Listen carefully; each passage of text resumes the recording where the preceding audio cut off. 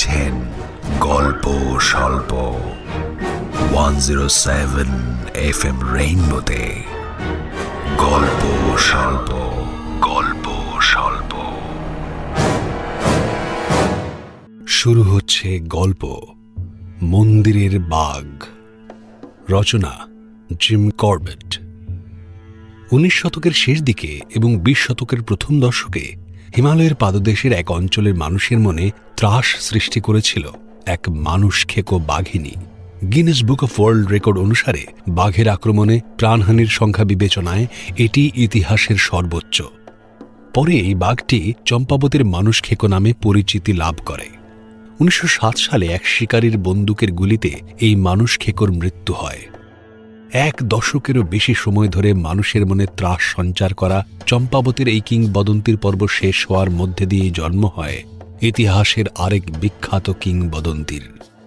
সেই কিংবদন্তির নাম এডওয়ার্ড জেমস করবেট, সংক্ষেপে জিম করবেট। চম্পাবতীর বিখ্যাত মানুষ খেকো বাঘিনী ছিল তার প্রথম শিকার। জিম করবেট জন্মেছিলেন 1875 খ্রিস্টাব্দের 25শে জুলাই ভারতের কুমায়ুনে অবস্থিত নৈনিতাল শহরে। স্থানটি বর্তমানে উত্তরাখণ্ড রাজ্যে। তার কাছে জঙ্গল ছিল হাতের তালুর মতো চেনা। অজস্র পশু পাখির ডাক নকল করতে পারতেন তিনি। কুমায়ুন ও গড়ওয়ালের বনে পাহাড়ে এমন অনেক হাজারো কাহিনী ছড়িয়ে আছে তার নামকে ঘিরে। জিম করবেট তার শিকার কাহিনীর বিচিত্র অভিজ্ঞতা লিখে গেছেন বেশ কিছু বইতে, আর এখন মৃত্যুর 60 বছর পরেও তার শিকার কাহিনীগুলি বেস্ট সেলার। তার লেখা ম্যান ইটার্স অফ কুমায়ুন বইটি 1945 সালে আমেরিকার বর্ষসেরা বই হিসেবে মনোনীত হয়। আজকের গল্প স্বল্পের গল্পটি the temple tiger and more man Eaters of Kumaon বইটি থেকে নেওয়া হয়েছে। গল্পের নাম মন্দিরের বাঘ। এই শিকার কাহিনীগুলির সময়কাল পরাধীন ব্রিটিশ ভারত। 1972 সালে বন্যপ্রাণী সংরক্ষণ আইন অনুসারে ভারতবর্ষে কোনো রকম বন্য পশু পাখি হত্যা করা দণ্ডনীয় অপরাধ। এফএম রেইনবো কোনোভাবেই বন্যপ্রাণী শিকার করাকে সমর্থন করে না এবং উৎসাহও দেয় না। এছাড়া গল্পের ধূমপান এবং কুসংস্কারের প্রসঙ্গ গল্পের প্রয়োজনে লেখক ব্যবহার করেছেন। এফএম রেইনবো কখনোই কোনো কুসংস্কার, নেশা বা ধূমপানকে সমর্থন করে না এবং শ্রোতাদের তা থেকে বিরত থাকতে অনুরোধ করছে। শুরু হচ্ছে গল্প মন্দিরের বাঘ। রচনা জিম করবেট। গল্প পাঠে অর্পণ। বিভিন্ন চরিত্রে কণ্ঠ দিয়েছেন সুদীপ্ত, উজ্জ্বল, অমরজিৎ, অর্ণব, অরিজিৎ, সোমক ও সোহম। আবহ নির্মাণে অর্পণ।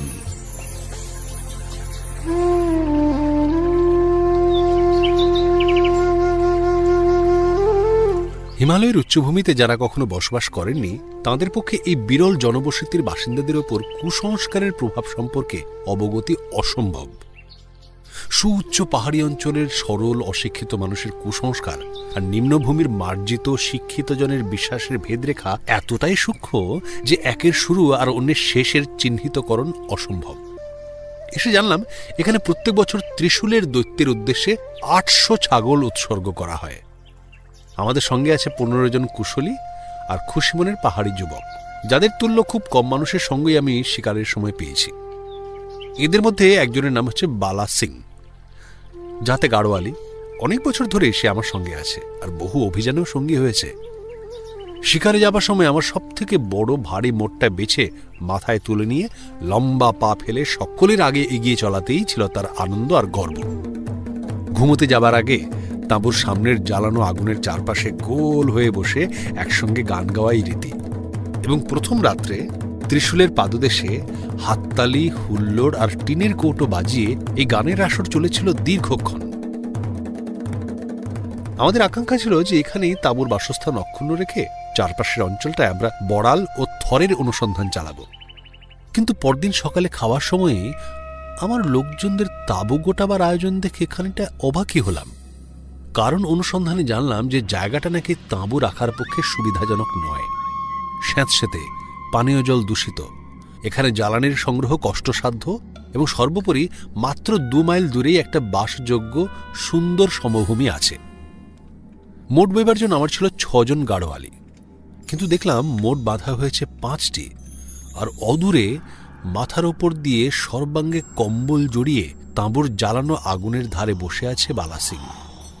সকালের খাবারের পর আমি তার কাছে গেলাম আর লক্ষ্য করলাম অন্য সকলে কাজ থামিয়ে গভীর মনোযোগে লক্ষ্য করছে আমি কি করি।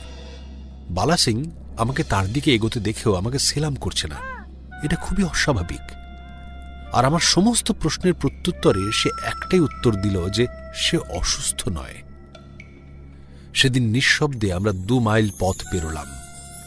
সারাটা পথ পেছন পেছন বালা সিং এলো, যেন কোনো ঘুমন্ত মানুষ, অথবা সে ওষুধের ক্রিয়ায় বাহ্য জ্ঞান শূন্য।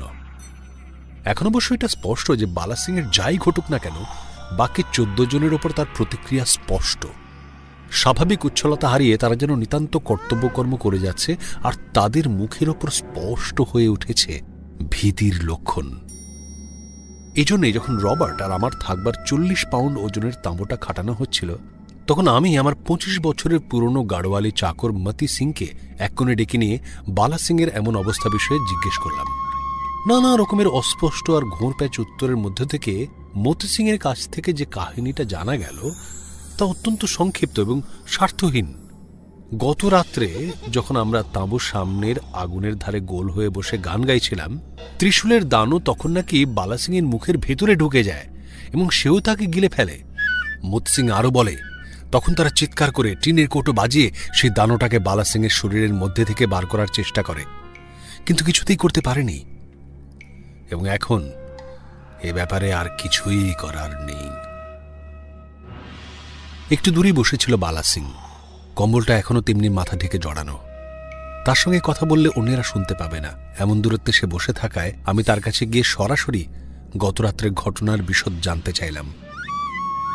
বেশ কয়েক মিনিট ধরে বালা সিং বেদনার্ত দৃষ্টি মেলে আমার দিকে তাকিয়ে রইল। তারপর হতাশ গলায় বলল, এখন আর সে কথা কি লাভ সাহেব? অবশ্য গত রাত্রের ঘটনা আপনাকে আমার জানানো কর্তব্য, কিন্তু আপনি তা বিশ্বাস করবেন না। সে কি? জিজ্ঞেস করলাম। আমি কি তোমাকে কখনো অবিশ্বাস করেছি? না না, কোনোদিন আপনি আমাকে অবিশ্বাস করেননি, কিন্তু এটা এমন একটা ঘটনা যা বোঝা আপনার পক্ষে অসম্ভব। বললাম, আমি বুঝি বা না বুঝি তোমার মুখ থেকে সত্যি ঘটনাটা শুনতে চাই। অনেকক্ষণ চুপ করে থাকার পর বালা সিং বলল, ঠিক আছে সাহেব, যা ঘটেছিল বলছি। আপনি জানেন যে প্রচলিত রীতি অনুসারে পাহাড়ি গানে একজনই মূল গানটি গায় এবং অন্যেরা সমস্বরে তার দোহার টানে। গত রাত্রে আমি যখন এইরকম একটা মূল গান গাইছিলাম, তখনই ত্রিশূলের দানও আমার মুখের মধ্যে লাফিয়ে পড়ে, আর অনেক বাধা দেওয়া সত্ত্বেও সে সরাত করে আমার গলা বেয়ে পাকস্থলিতে চলে যায়। আগুনের উজ্জ্বল আলোয় অন্যেরা দানুর সঙ্গে আমার লড়াইটা দেখেছিল, তাই তারা প্রাণপণে চিৎকার করে টিন বাজিয়ে তাকে তাড়াবার চেষ্টা করেছিল, কিন্তু সে কান্না ভেজায় গলায় বলে চলে, দানুটাকে তাড়ানো গেল না। এখন সে দানুটা কোথায়? আমি জিজ্ঞেস করলাম। পেটে। পেটের ওপর হাত রেখে গম্ভীর গলায় বালা সিং জবাব দিল, এখানে সাহেব, এখানে। আমি পরিষ্কার অনুভব করতে পারছি ও আমার পিঠের মধ্যে ঘুরে বেড়াচ্ছে। হ্যাঁ। রবার্ট সারাটা দিন আমাদের তাঁবুর পশ্চিমের মাঠে ঘুরে ঘুরে সম্ভাব্য শিকার ক্ষেত্র দেখল। তারপর অনেকগুলি থরের দেখা পাওয়ায় একটিকে গুলি করে মারে। নৈশ ভোজন শেষ করে অনেক রাত পর্যন্ত আমরা পরিস্থিতি বিষয়ে পর্যালোচনা করলাম। বহু মাস ধরে আমরা এই শিকারের পরিকল্পনা করেছি আর প্রতীক্ষায় দিন গুনেছি। এই শিকার ক্ষেত্রে পৌঁছতে রবার্টের লেগেছে 7 দিনের, আর আমার লেগেছে 10 দিনের প্রাণান্তকর পথ হাঁটার শ্রম। আর আমাদের পৌঁছবার সেই রাত্রেই বালা সিং গিলে বসল ত্রিশূলের দানকে। এ বিষয়ে আমাদের নিজস্ব মতামত যাই হোক না কেন, আসলে সমস্যা হলো সঙ্গের প্রত্যেকেই তখন বিশ্বাস করে বসে আছে যে বালা সিংয়ের পেটে দানটা বসবাস করছে, এবং সে কারণেই সকলে তার সঙ্গ এড়িয়ে চলছে। এ অবস্থায় 1 মাস ধরে শিকার চালিয়ে যাবার পরিকল্পনায় স্থির হয়ে থাকা অসম্ভব, এবং রবার্টের অনিচ্ছা সত্ত্বেও সে আমার সঙ্গে সেখানে একমত হলো যে সেখানে একাকে শিকার করতে থাকবে, আর আমি বালা সিংকে সঙ্গে নিয়ে নৈনিতালে ফিরে যাব। সুতরাং পরদিন সকালেই জিনিসপত্র গুছিয়ে রবার্টের সঙ্গে একটু আগেই প্রাতরাশ সেরে নৈনিতালে ফেরার 10 দিনের হাঁটা পথ ধরলাম। 30 বছরের যৌবনের সার্থক প্রতিরূপ বালা সিং নৈনিতাল ছাড়ার সময় ছিল আনন্দোজ্জ্বল, আর আজ সে ফিরছে মুখ, চোখে ভাষাহীন দৃষ্টি আর সমস্ত দেহে জীবনের প্রতি অনাসক্তির লক্ষণ। আমার বোনেরা, তাদের মধ্যে একজন ছিল মেডিকেল মিশনারি, তার জন্য যা কিছু করার সবই করল। নিকট এবং দূরের বন্ধুরা তার সঙ্গে দেখা করতে আসত, কিন্তু সে নীরবে তার বাড়ির দরজায় বসে থাকত এবং কেউ কিছু জিজ্ঞাসা না করলে কোনো কথা বলতো না। আমাদের পরিবারের বিশেষ বন্ধু নৈনিতালের সিভিল সার্জন কর্নেল কুক আমার অনুরোধে বালা সিংকে দেখতে এলেন। দীর্ঘ কষ্টকর পরীক্ষা চালিয়ে অবশেষে তিনি সিদ্ধান্তে এলেন যে শারীরিকভাবে বালা সিং সম্পূর্ণ সুস্থ এবং তার এই মানসিক অবস্থার আপাত অবনতির কোনো কারণ নির্দেশ তার পক্ষে অসম্ভব। কয়েকদিন পরে আমার মাথায় একটা মতলব এলো। সে সময়ে নৈনিতালে একজন প্রখ্যাত ভারতীয় ডাক্তার ছিলেন। ভাবলাম যদি তাকে দিয়ে বালা সিংকে পরীক্ষা করাতে পারি এবং তারপর তাকে দানো বিষয়ে জানিয়ে দিয়ে তাকে দিয়েই বালা সিংকে তার পেটে কোনো দানো নেই বলে আশ্বস্ত করতে পারি, তবে সে হয়তো সুস্থ হয়ে উঠবে। তার উপর এই ডাক্তারবাবু যে কেবল হিন্দু ছিলেন তাই নয়, তিনি নিজেও ছিলেন পাহাড়ি। অবশ্য আমি বৃথাই আশা করেছিলাম।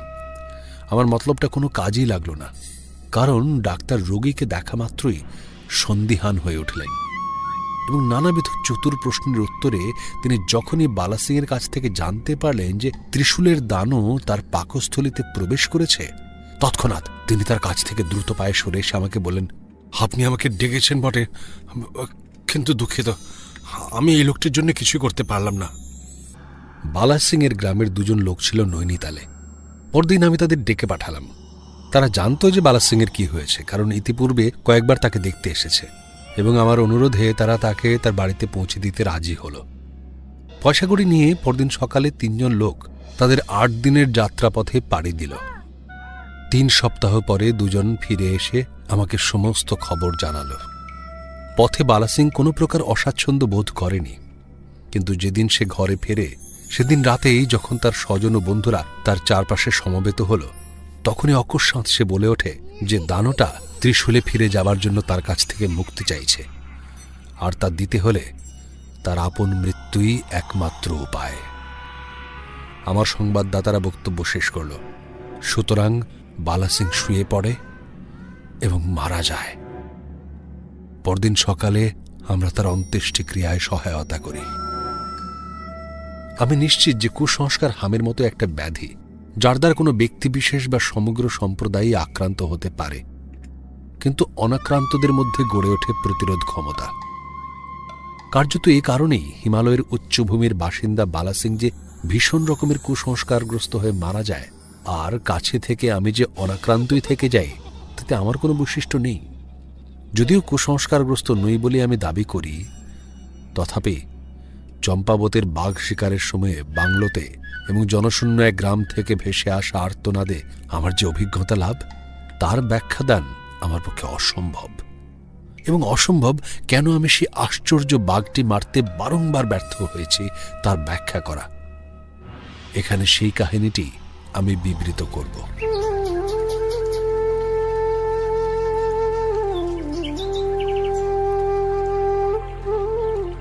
দেবগিরির চূড়ায় নির্মিত রেস্ট হাউস থেকে যে প্রকৃতিপ্রেমিক নিসর্গ দৃশ্যাবলী পর্যবেক্ষণ করেছেন, তিনি কখনো দাবিধুরাকে ভুলতে পারেন না। 3 ঘরের এই বাড়িটির বারান্দা থেকে খাড়া পাহাড় নেমে গেছে পানার নদীর উপত্যকায়, আর এই উপত্যকার পরেই পাহাড়টা উঁচু হয়েছে ধাপে ধাপে, যতক্ষণ না ঢেকেছে চিরতুষারের আবরণে। বিমান আবিষ্কারের পূর্বকাল পর্যন্ত এই অনতিক্রম্য ব্যবধানের পাঁচিল ভারতকে তার উত্তরাঞ্চলীয় ক্ষুধার্ত প্রতিবেশীর হাত থেকে রক্ষা করেছে।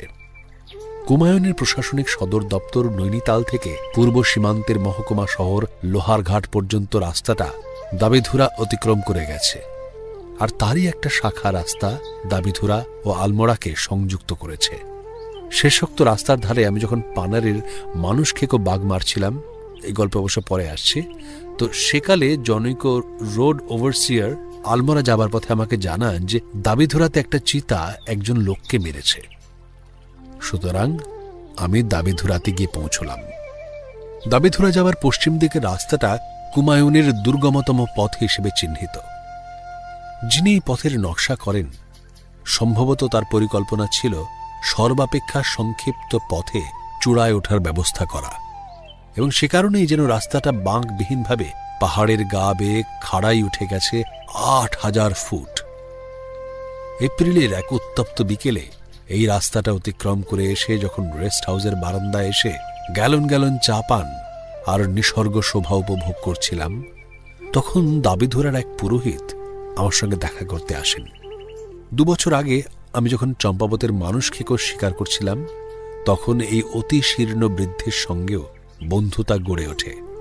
দাবিধুরার বৃহৎ শিলাখণ্ডের ছায়ার মধ্যে যে ছোট মন্দিরটি অবস্থিত, এ বৃদ্ধ সেখানে পুরোহিতের কাজ করেন, এবং এই মন্দিরটার জন্যেই জায়গাটা তীর্থস্থানের মর্যাদা পায়। ভাবতে আশ্চর্য লাগে কি করে এখানে ওটি নির্মিত হলো।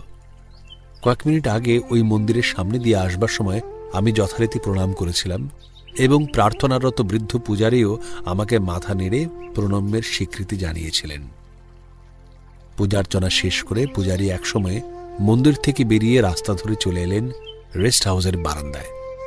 তারপর আমার কাছ থেকে একটা সিগারেট নিয়ে দেওয়ালে হেলান দিয়ে মেঝেতে বসে পড়লেন কিছুক্ষণ গল্প করবার জন্যে। সহৃদয় বৃদ্ধ মানুষটির হাতে ছিল অনন্ত সময়, আর দীর্ঘ পথশ্রমে ক্লান্ত আমিও চাইছিলাম বিশ্রাম। অতএব সারাটা সন্ধে আমরা কাটালাম গল্পে আর সিগারেট পুড়িয়ে। এই পুরোহিতের কাছ থেকে জানতে পারলাম যে রোড ওভারসিয়ারের কাছে দাবিধুরার মানুষ খেকোর হাতে লোকটি নিহত বলে যে সংবাদ পেয়েছিলাম, তা যথার্থ নয়।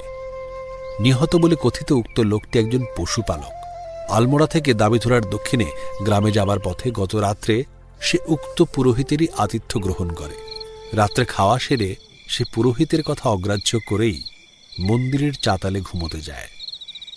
প্রায় মধ্যরাত্রে যখন পাথরের ছায়ায় ঢেকেছে মন্দির, তখনই মানুষ খেকোটা গুঁড়ি মেরে বেরিয়ে এসে লোকটার পায়ের গোড়ালি কামড়ে ধরে তাকে চাতাল থেকে টেনে নিয়ে যেতে চায়।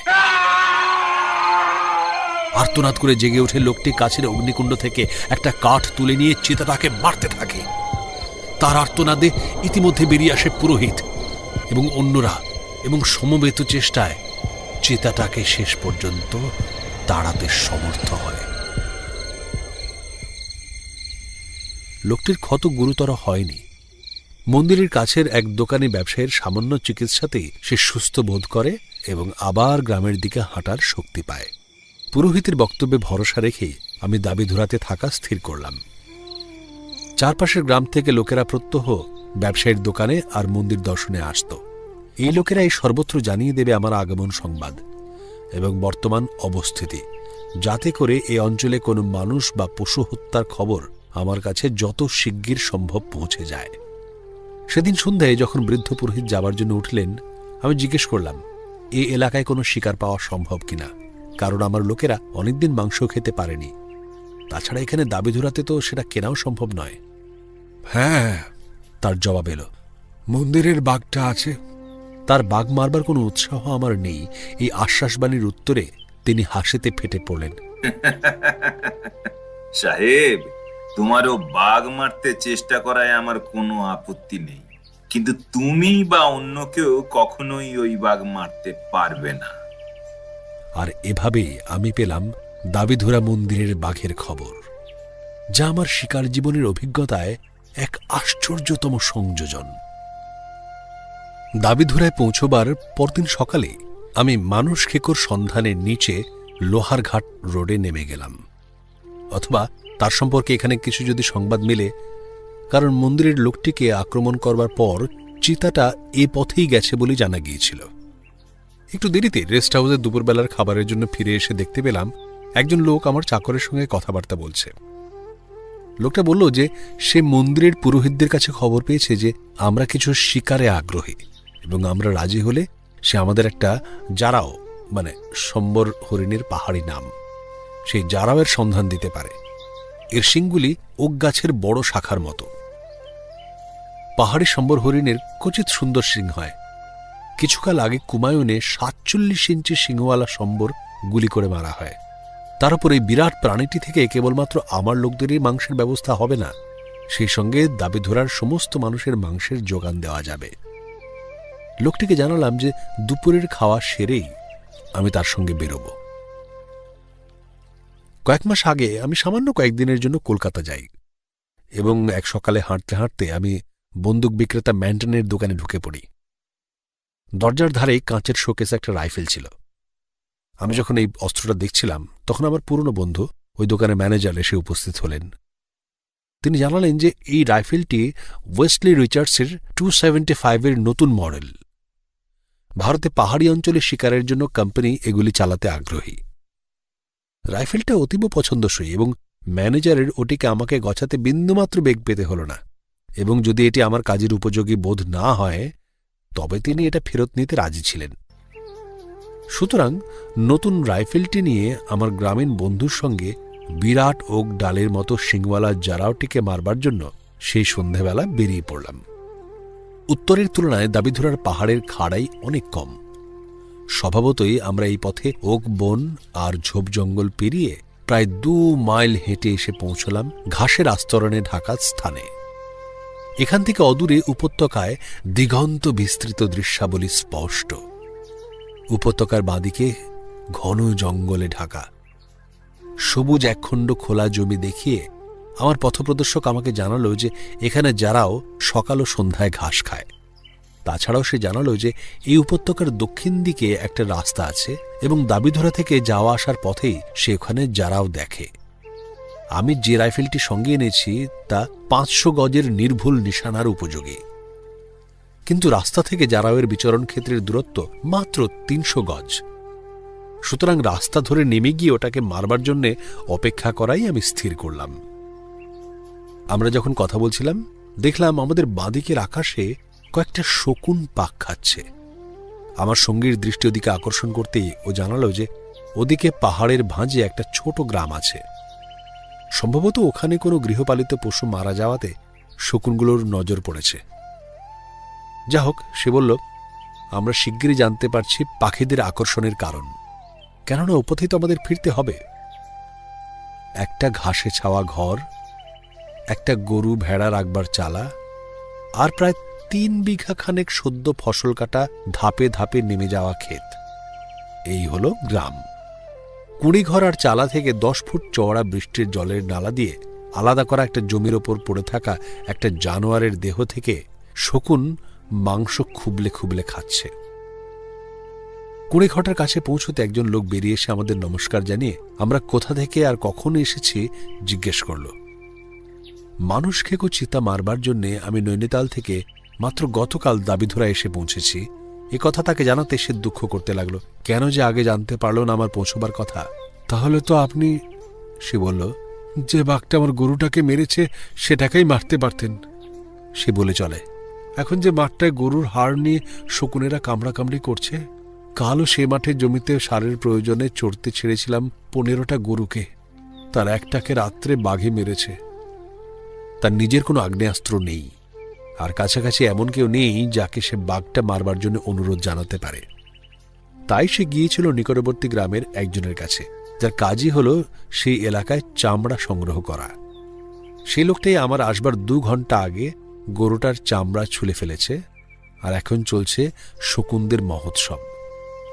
যখন লোকটাকে জিজ্ঞেস করলাম যে সে কি জানত না যে সে এলাকায় বাঘ আছে, আর তা জেনে শুনে কেন রাত্রে গরুগুলোকে চড়তে পাঠালো, উত্তরে সে আমাকে অবাক করে দিয়ে বলল যে দাবিধরা পাহাড়ে চিরকালই বাঘ আছে, কিন্তু এর আগে কখনো কোনো গরু ভেড়া মারা পড়েনি। কুড়িঘরটা পেরিয়ে এগোতেই লোকটা প্রশ্ন করে কোথায় যাব। আমি তার উত্তরে যখন জানালাম যে আমি উপত্যকার অন্য প্রান্তে যারাও মারতে যাচ্ছি, তখনও সে বিনীত অনুরোধ জানালো যে এখনকার মতো যারাও না মেরে আমি যেন বাঘ শিকারে মন দিই। আপনি দেখতেই পাচ্ছেন আমার জমির পরিমাণ সামান্য, আর তেমন উর্বরাও নয়। এই অবস্থায় যদি বাঘ আমার গরুগুলোকে মারতে শুরু করে তাহলে আমি কি করে বাঁচব? আমার সমগ্র পরিবার যে অনাহারে মরবে। আমরা যখন কথা বলছিলাম তখন মাথায় 1 ঘড়া জল নিয়ে পাহাড় বেয়ে উঠে এলো একটি নারী। তার পেছনে একটু পরে মাথায় এক বোঝা সবুজ ঘাসের ভার নিয়ে এলো একটা মেয়ে, আর একটা ছোট ছেলে মাথায় বয়ে আনলো এক আঁটি শুকনো লাকড়ি। প্রায় 3 বিঘার মতো স্বল্প ফসলি জমি, আর মাত্র কয়েক সের দুধ। তার উপর পাহাড়ি গরুর দুধও কম হয়। দাবি ধরার ব্যবসায়ীর কাছে বিক্রি করে চলে 4 জনের সাংসারিক দিন গুজরান। সুতরাং এ লোকটি যে আমার বাঘ মারার ব্যাপারে আগ্রহান্বিত হবে তাতে আর আশ্চর্যের কি আছে। শকুনগুলো মরাটাকে শেষ করে ফেলেছে। অবশ্য এতে কিছুই এসে যায় না, কেননা আশেপাশে এমন কোনো ঝোপঝাড়ের আস্তানা নেই যেখানে থাবা এলিয়ে বাঘটা শকুনগুলোর কাণ্ডকারখানা দেখতে পারত। সুতরাং নিশ্চিত যে সে ফিরে আসবে, কারণ গত রাত্রেও তার খাওয়ার ব্যাপারে বিন্দুমাত্র ব্যাঘাত ঘটেনি। জারাওয়ের চেয়ে বাঘ শিকারে আমার পথপ্রদর্শকেরও আগ্রহ লক্ষিত হল বেশি। সুতরাং দুজনকে বসে থাকতে বলে বাঘটা কোন দিকে গেছে সেটা খুঁজতে বেরোলাম, কারণ মাঠের কাছাকাছি এমন কোনো গাছ ছিল না যেখানে বসে আমি বাঘটার গতিবিধি লক্ষ্য করতে পারি। তার উপর আমার ইচ্ছা ছিল ফেরার পথেই বাঘটার মুখোমুখি হব। পাহাড়ের এদিকে সেদিকে গৃহপালিত পশুদের যাতায়াতের পথ, কিন্তু মাটিটা এতই শক্ত যে কোনো পায়ের ছাপ পড়ে না। এ কারণে গ্রামটা বার দুয়েক ঘুরে দেখে নিয়ে বৃষ্টির জলের খালটা ধরে এগোলাম। এখানকার নরম ভেজা মাটিতে আবিষ্কার করলাম একটা বড় পুরুষ বাঘের থাবার ছাপ। এই থাবার চিহ্নতে বোঝা গেল যে বাঘটা খাওয়া সেরে এ পথেই ওপরের দিকে উঠে গেছে। সুতরাং এটাই যুক্তিগ্রাহ্য যে সে এ পথেই ফিরবে। কুড়েঘরটা খালটার যে পারে সেই পারেই প্রায় 30 গজ দূরত্বে খালপাড়েই একটা খর্বকায় সর্বাঙ্গে বুনো গোলাপের লতায় ঢাকা একটা ওক গাছ। রাইফেলটা নিচে রেখে খালটার ওপর ঝুঁকে পড়া ওক গাছটায় উঠে পড়লাম, এবং লতা ঝোপে আচ্ছন্ন মোটামুটি সুবিধাজনক বসবার জায়গাও মিলে গেল। কুড়িঘরটায় ফিরে এসে অপেক্ষমান লোক দুটোকে বললাম যে আমি এখন রেস্ট হাউস ফিরে যাচ্ছি, উন্নত ধরনের বারুদ ভরা কার্তুজের ব্যবহার উপযোগী আমার ভারী দোনলা 500 এক্সপ্রেস রাইফেলটা নিয়ে আসতে। আমার পথপ্রদর্শক অবশ্য মনের খুশিতেই আমাকে সে কষ্টের হাত থেকে বাঁচালো। সুতরাং তাকে বিষয়টা সম্পর্কে নির্দেশ দিয়ে এসে গ্রামীণ মানুষটার সঙ্গে তার দোরগোড়ায় বসে পড়লাম, আর শুনতে থাকলাম এক দরিদ্র অথচ শঙ্কাহীন মানুষের শুধুমাত্র মাথার উপরে ঘাসের আচ্ছাদনটুকু টিকিয়ে রাখবার জন্য প্রকৃতি ও বন্য জন্তুদের বিরুদ্ধে সংগ্রামের কাহিনী। জানতে চাইলাম কেন সেই নির্জন জায়গা ছেড়ে অন্যত্র গিয়ে বসবাস ও জীবিকা উপার্জনের চেষ্টা করছে না। উত্তরে সে অত্যন্ত শান্তভাবে বলল, এটাই যে আমার বাড়ি।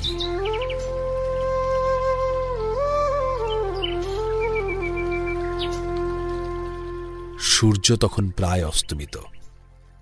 দেখলাম পাহাড় বেয়ে 2 জন লোক নেমে আসছে কুড়ে ঘরের দিকেই। কারো হাতেই রাইফেল নেই, কিন্তু বালা সিং গাড়োয়ালিদের মধ্যে যার মতো শ্রেষ্ঠ মানুষ বিরল, এবং কয়েক বছর পরে যার বেদনাদায়ক মৃত্যুর ঘটনার কথা আগেই আমি বলেছি, হাতে একটা লণ্ঠন ঝুলিয়ে আসছে। বালা সিং পৌঁছে জানালো যে সে আমার ভারী রাইফেলটা আনেনি, কারণ কার্তুজগুলো আমার সুটকেসে তালাবন্ধ রয়েছে, আর আমি চাবিটা পাঠাতেও ভুলে গেছি। ফলে আমার নতুন রাইফেলটা দিয়েই বাঘটাকে মারতে হবে, আর এটার পক্ষে এর চেয়ে ভালো বউনি আর কি। গাছের ওপরে আসন নেবার আগে কুড়ে ঘরের মালিককে বললাম যে তোমার 2 বাচ্চা, 8 বছরের মেয়ে আর 6 বছরের ছেলেটাকে শান্ত করে রাখার উপরেই আমার সার্থকতা নির্ভর করছে, এবং তোমার স্ত্রী যেন আমার বাঘটাকে গুলি করা বা বাঘটা আর আসবে না এরকম সিদ্ধান্তে উপনীত না হওয়া পর্যন্ত সন্ধ্যের রান্নাটা না চড়ায়। বালা সিংকে নির্দেশ রইল যে সে যেন কুড়ে ঘরের বাসিন্দাদের চুপ করিয়ে রাখে। আমি শীষ দিলে আলো জ্বালায় এবং আমার পরবর্তী নির্দেশের জন্য অপেক্ষা করে।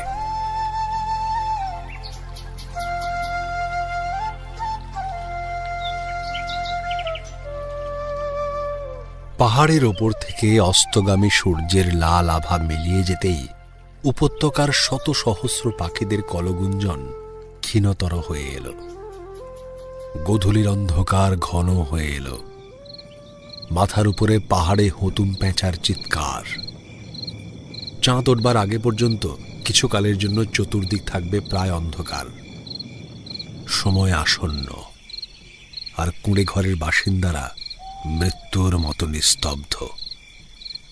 আমার রাইফেলটাকে শক্ত করে ধরে নিচের মাঠের দিকে স্থির চোখ রেখে বসে আছি।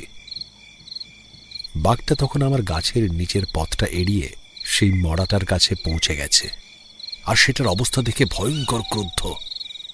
চাপা গর্জনে সে শকুনদের অভিশাপ দিতে লাগলো। যদিও 2 ঘন্টা আগেই তারা উড়ে গেছে, কেবলমাত্র জায়গাটাতে রেখে গেছে তাদের গন্ধ। সম্ভবত 2-3 বা 4 মিনিট ধরে সে নিজের মনেই গর্জাল, আর তারপরেই নৈঃশব্দ।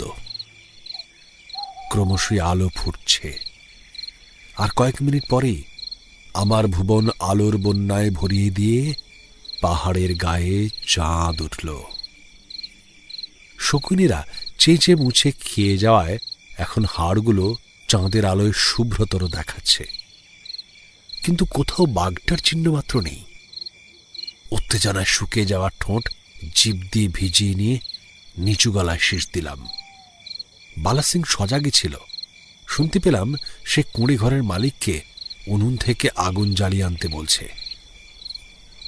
ঘাসের কুঁড়ের দেওয়ালের ফাঁকে যে অল্প আলোর আভাস দেখতে পাচ্ছিলাম, এখন লণ্ঠনটা জ্বালতেই তা স্পষ্টতর হলো। আলোটা কুঁড়ের এধার থেকে ওধারে আনা হলো। তারপর দরজা খুলে আলো হাতে মুখটাতে দাঁড়িয়ে আমার আদেশের জন্য অপেক্ষা করতে লাগলো।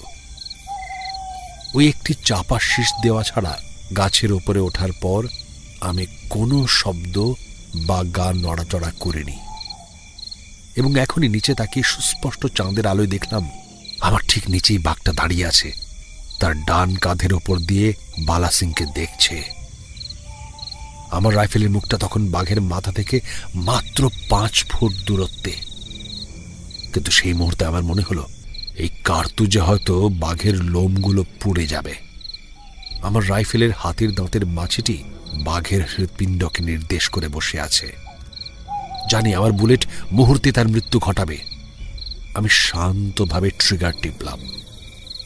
চাপে ট্রিগার নেমে এলো, কিন্তু কিছুই হলো না। হায় ঈশ্বর, কি অসহ্য অসাবধানী আমি! স্পষ্ট মনে আছে গাছে আসন নেবার আগে আমি ম্যাগাজিন থেকে 5টা গুলির একটা ক্লিপ ভরেছিলাম রাইফেলের চেম্বারে, কিন্তু নিশ্চয়ই ম্যাগাজিন থেকে কার্তুজটা চেম্বারে বসেছে কিনা তা দেখে নিতে ভুলে গেছি। রাইফেলটা যদি পুরনো আর বহু ব্যবহৃত হয় তবে এই ভুলটা শুধরে নেওয়া সম্ভব হতো, কিন্তু রাইফেলটা নতুন, আর যে মুহূর্তে বোল্টটা পেছনে টানবার জন্য লিভারটা তুলেছি তখনই ক্লিক করে একটা ধাতব শব্দে এক লাফে বাঘটা খাল পেরিয়ে অদৃশ্য হলো। বালা সিংয়ের প্রতিক্রিয়া দেখবার জন্য পেছনে তাকাতে দেখলাম সে কুঁড়ের ভেতরে ঢুকে পড়ে দরজা বন্ধ করেছে। নৈশব্দের এখন আর কোনো প্রয়োজন নেই।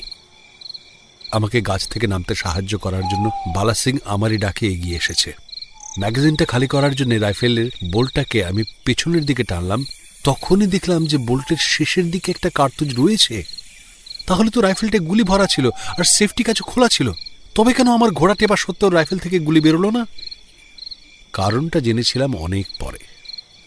ম্যান্টনের ম্যানেজার রাইফেলটা দেখবার সময় আমাকে বলে দিয়েছিলেন যে এর ঘোড়াটা 2 বার টানতে হয়।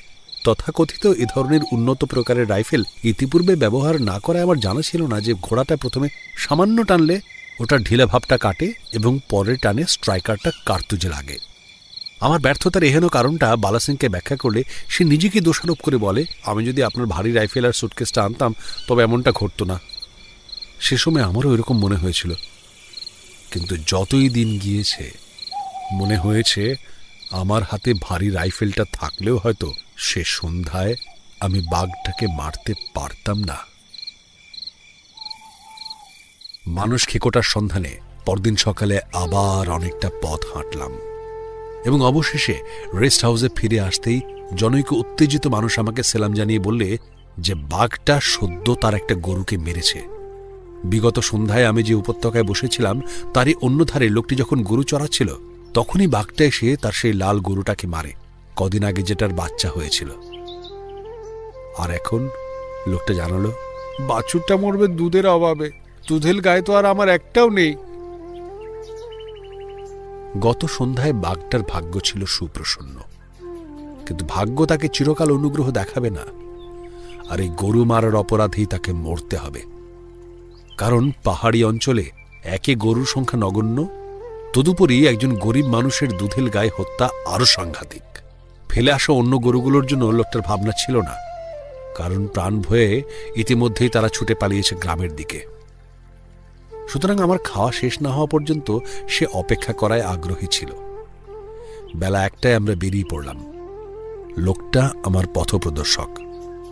আমি ওর পেছনে পেছনে চলেছি, আর আমার পেছনে মাচান বাঁধবার সরঞ্জাম নিয়ে আমার 2জন লোক। পাহাড়ের পাশের এক টুকরো খোলা জমিতে দাঁড়িয়ে আমার পথপ্রদর্শক আমাকে জায়গাটার অবস্থান বিষয়ে বুঝিয়ে দিল। পাহাড়ের ওপর থেকে সিকি মাইল নিচে একখণ্ড সবুজ জমিতে যখন তার গরুগুলো চড়ছিল, তখন উপত্যকার দিক থেকে বাঘটা বেরিয়ে এসে তার গরুটাকে মারে। বাকি গরুগুলো ভীত হয়ে পাহাড় পেরিয়ে ছুটে অন্য প্রান্তে তাদের গ্রামে পৌঁছেছে। আমাদের গ্রামে পৌঁছবার সহজ উপায় হলো উপত্যকা পার হয়ে যাওয়া, কিন্তু যেহেতু বাঘটাকে আমি বিরক্ত করতে চাইনি, সে কারণেই আমরা উপত্যকার মাথার ওপর দিয়ে ঘুরে গরুটাকে যেখানে মারা হয়েছে সেখানে নেমে এলাম। যে শৈলশিরার ওপর দিয়ে শঙ্কিত গরুগুলো ছুটে পালিয়েছে আর যেখানে তারা চড়ছিল, এই দুইয়ের মধ্যবর্তী স্থানটায় ফাঁকা ফাঁকা বৃক্ষের জঙ্গল। দৌড়ে ছোটা পশুগুলোর পায়ের ছাপ স্পষ্ট হয়ে আছে দোআঁশ মাটির ওপরে, আর এই ছাপ ধরে এগিয়ে অনায়াসে পৌঁছানো গেল যেখানে এই দৌড়ের শুরু। এখানে জমে আছে চাপ চাপ রক্ত, আর টেনে নিয়ে যাবার দাগের সূত্রপাত এখান থেকেই। পাহাড় অতিক্রম করে এই দাগটা চলে গিয়েছে 200 গজ দূরের এক গভীর জঙ্গলাবৃত গিরিখাত পর্যন্ত। এখানে একটি ছোট জলধারাও বর্তমান। এই খাতের পথ দিয়েই বাঘ তার শিকারকে ওপরে নিয়ে গেছে। ফাঁকা মাঠের ওপরে সকাল 10টা নাগাদ গরুটাকে মারা হয়েছে, আর তারপরেই বাঘটা দুশ্চিন্তাগ্রস্ত হয়েছে যে লোকচক্ষুর অন্তরালে কোনো নির্দিষ্ট জায়গায় সরিয়ে নিয়ে লুকিয়ে রাখার জন্য। অতএব সেই মতো সে ওটাকে গিরিখাত দিয়ে টেনে নিয়ে গেছে, লুকিয়ে রেখেছে তারই কোনো সঙ্গোপনে, আর তারপর গেছে খাদ ধরে নিচের উপত্যকার দিকে। থাবার ছাপে এর চিহ্ন স্পষ্ট। যে অঞ্চলে মানুষ এবং গৃহপালিত পশুরা চলাফেরা করে সেখানে বাঘটার অবস্থান বিষয়ে ঠিকঠাক বলতে যাওয়া বোকামি, কারণ সামান্য বিরক্ত বোধ করলেই সে স্থান পরিত্যাগ করে। সুতরাং যদিও থাবার ছাপ খাদ ধরে নিচে নেমে গেছে, তবুও 3 জনকে সঙ্গে নিয়ে অত্যন্ত সাবধানতায় আমি খাতের পথ ধরে এগোলাম। শৈলশিরা থেকে 200 গজ নিচে আমরা যেখানে এসে পৌঁছেছি, বৃষ্টির জলের ধারাপাতে পাহাড়ের পাশে সেখানে সৃষ্টি হয়েছে একটা বড় গর্ত। এখান থেকেই গিরিখাতের শুরু। গর্তটার ওপরের দিকে যেখান থেকে 15 ফুট খাড়াই নেমে গেছে, সেখানটা বহু আগে সৃষ্ট, আর এখন সেখানে 10 থেকে 12 ফুট লম্বা ওক আর মান্দানি গাছ বেড়ে উঠেছে। এই কচি গাছের অরণ্য এবং 15 ফুট খাড়াইয়ের মাঝামাঝি জায়গায় অবস্থিত খোলা জায়গায় বাঘটা তার শিকার এনে রেখেছে। গরুর মালিক যখন অশ্রু সজল চোখে বলল যে এই যে পশুটা সামনে মৃত অবস্থায় পড়ে আছে, সেটাকে সে শুধুমাত্র ছোট থেকে বড়ই করেনি, সে ছিল তার সবচেয়ে প্রিয়, তখন আমি গভীর সমবেদনা বোধ করেছিলাম। পশুটার কোনো অংশ তখনও ছোঁয়া হয়নি। বাঘটা ওটাকে টেনে এনে রেখেছে পরের সময় মতো খাবে বলে। এখন একটা বসবার জায়গা খুঁজে বার করতে হবে। কয়েকটা বড় ওক গাছ আছে খাতের ওপারে, কিন্তু কোনোটা থেকেই মড়াটাকে দেখা যায় না, আর ও গাছে চড়াও কঠিন। মড়াটা থেকে 30 গজ নিচে এবং খাতের বাঁ দিকে একটা ছোট শক্ত হলি গাছ। তার ডালগুলো গুঁড়ি থেকে সমকোণে বেরিয়ে এসেছে, আর মাটি থেকে 6 ফুট উঁচুতে বেশ একটা ডাল। সেখানে বসা যায়, আর অন্য যে একটি ডাল সেটাতে পা রেখে আমি আমার পাকে বিশ্রাম দিতে পারি। কিন্তু মাটির অত কাছে বসতে চাওয়ায় আমার 3 জন সঙ্গী প্রবলভাবে আপত্তি জানালো। যাই হোক, বসার উপযুক্ত অন্য দ্বিতীয় গাছ খুঁজে পেলাম না, সুতরাং হলি গাছটাই সম্বল। লোকদের সরিয়ে দেবার আগেই বলে দিলাম যে গত সন্ধ্যায় আমি যে কুঁড়েতে ছিলাম, না ডাকা পর্যন্ত অথবা আমি যতক্ষণ না যাই ততক্ষণ সেখানেই তাদের অপেক্ষা করতে। উপত্যকার আড়াআড়ি এর দূরত্ব হলো প্রায় 1/2 মাইল, আর ওরা আমাকে বা মড়াটাকে দেখতে পাবে না। অবশ্য হলি গাছের পাতার ফাঁক দিয়ে কুঁড়িটা আমি ঠিকই দেখতে পাব। বিকেল 4টে আমার লোকজনেরা চলে গেল, আর আমি দীর্ঘ প্রতীক্ষার প্রস্তুতি নিয়ে হলি গাছের শাখায় বসে গেলাম। কারণ পাহাড়টা পশ্চিমমুখ, আর সূর্যাস্তের আগে সম্ভবত বাঘটা আসবেই না। বাঁদিকে হলি গাছের ফাঁক দিয়ে গিরিখাতের 50 গজ পর্যন্ত আমার দৃষ্টিসীমায়। সামনে প্রায় 10 ফুট গভীর ও 20 ফুট চওড়া গিরিখাত আমার চোখে স্পষ্ট। আর সামনের পাহাড়টায় কেবল পাথর আর পাথর, কোনো গাছ নেই। দক্ষিণে আমার প্রসারিত দৃষ্টিতে শৈলশিরা স্পষ্টতর, কিন্তু মড়াটা একেবারেই দেখা যাচ্ছে না, ঢাকা পড়ে আছে ঘন কচি গাছের অরণ্যে। আমার পেছনে রিঙ্গালের ঘন বন গাছ পর্যন্ত ছড়িয়ে মড়াটাকে আমার চোখের আড়াল করেছে। জলধারা সৃষ্ট গর্তে মড়াটাকে রেখে বাঘটা খাদ ধরে নেমে গেছে, এবং এ অনুমানের যুক্তি আছে যে সে ফেরবার সময় ওই পথেই ফিরবে। এ কারণেই খাতের দিকে আমার মনোযোগ বেঁধে রেখেছিলাম, যাতে করে বাঘটার উপর সরাসরি গুলি চালাতে পারি।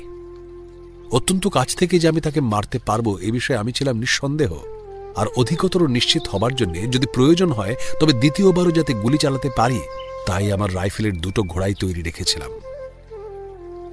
এখানে জঙ্গলে আছে সম্বর, কাকার ও লাঙ্গল আর মনাল, তাছাড়াও পাহাড়ের নীল হাড়ি চাঁচা, ছাতারে, তামা ও নীলকণ্ঠ পাখি।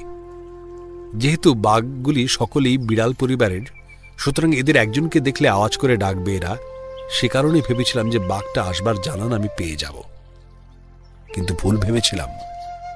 কোন রকম সতর্কতার সংকেতের আগেই অকস্মাৎ বাঘটার মড়াটার কাছে পৌঁছে যাবার পায়ের শব্দ পেলাম।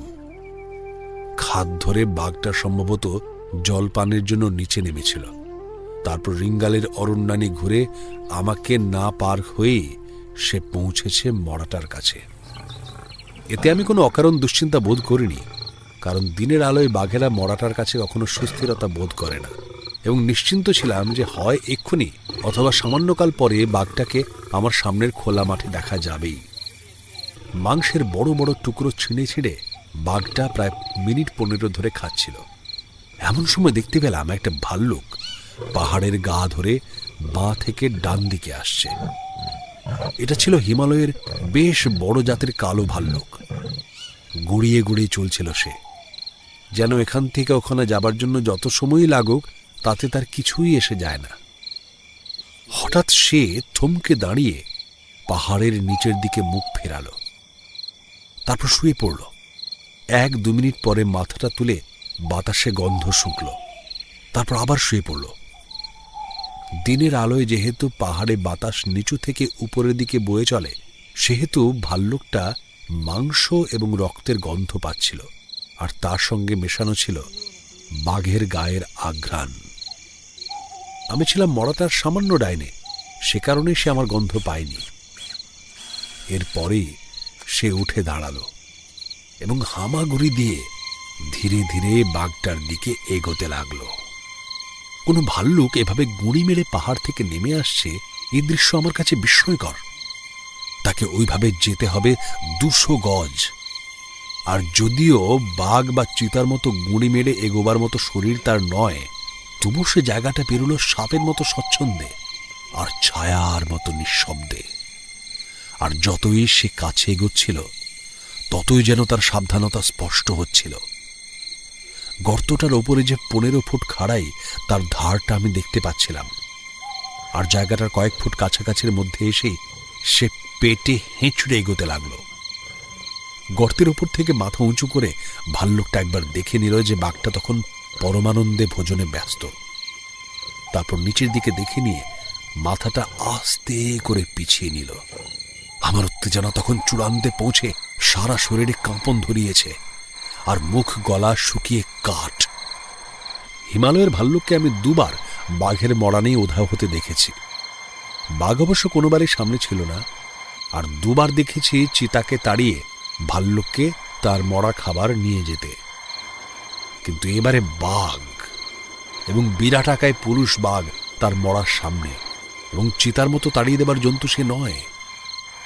মনে মনে ভাবছিলাম, জঙ্গলের রাজাকে তাড়িয়ে দেবার চেষ্টায় মেতে ওঠার মতো বোকামো নিশ্চয়ই ভাল্লুকটা করবে না, কিন্তু ভাল্লুকটা যেন সেটার বাসনাতেই ছিল। আর বাঘটা যখন একটা হাড় চিবোতে ব্যস্ত, তখনই তার সে সুযোগ এলো। জানি না ভাল্লুকটা ঠিক এই মুহূর্তের জন্য অপেক্ষা করছিল কিনা। যা হোক, বাঘটার এই হাড় চিবোনোর ব্যস্ততার সুযোগে ভাল্লুকটা নিজেকে গর্তের কিনারে টেনে আনলো আর পা দুটো জড়ো করে এক ভয়ঙ্কর চিৎকারের সঙ্গে সঙ্গে নিজেকে গর্তের মধ্যে ছুঁড়ে দিল।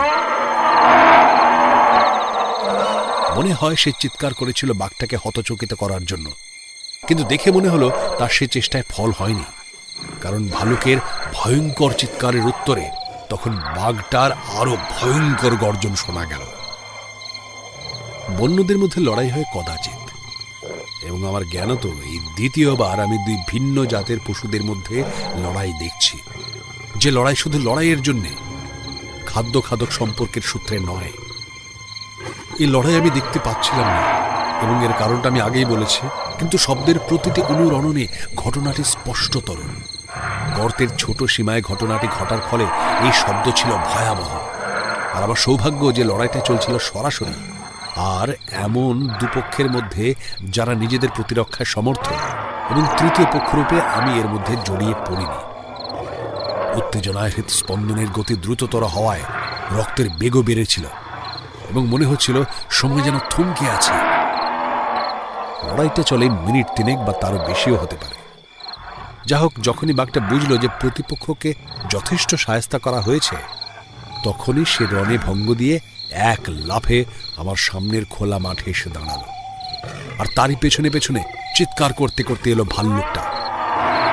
রাইফেলটা এদিকে যে মুহূর্তে বাঘের বাঁ কাঁধের লক্ষ্য স্থির করেছে, তৎক্ষণাৎ সে বাঁ দিক ঘুরে এক লাফে 20 ফুট লম্বা খাতটা পার হয়ে আমার পায়ের নিচে এসে পড়ল।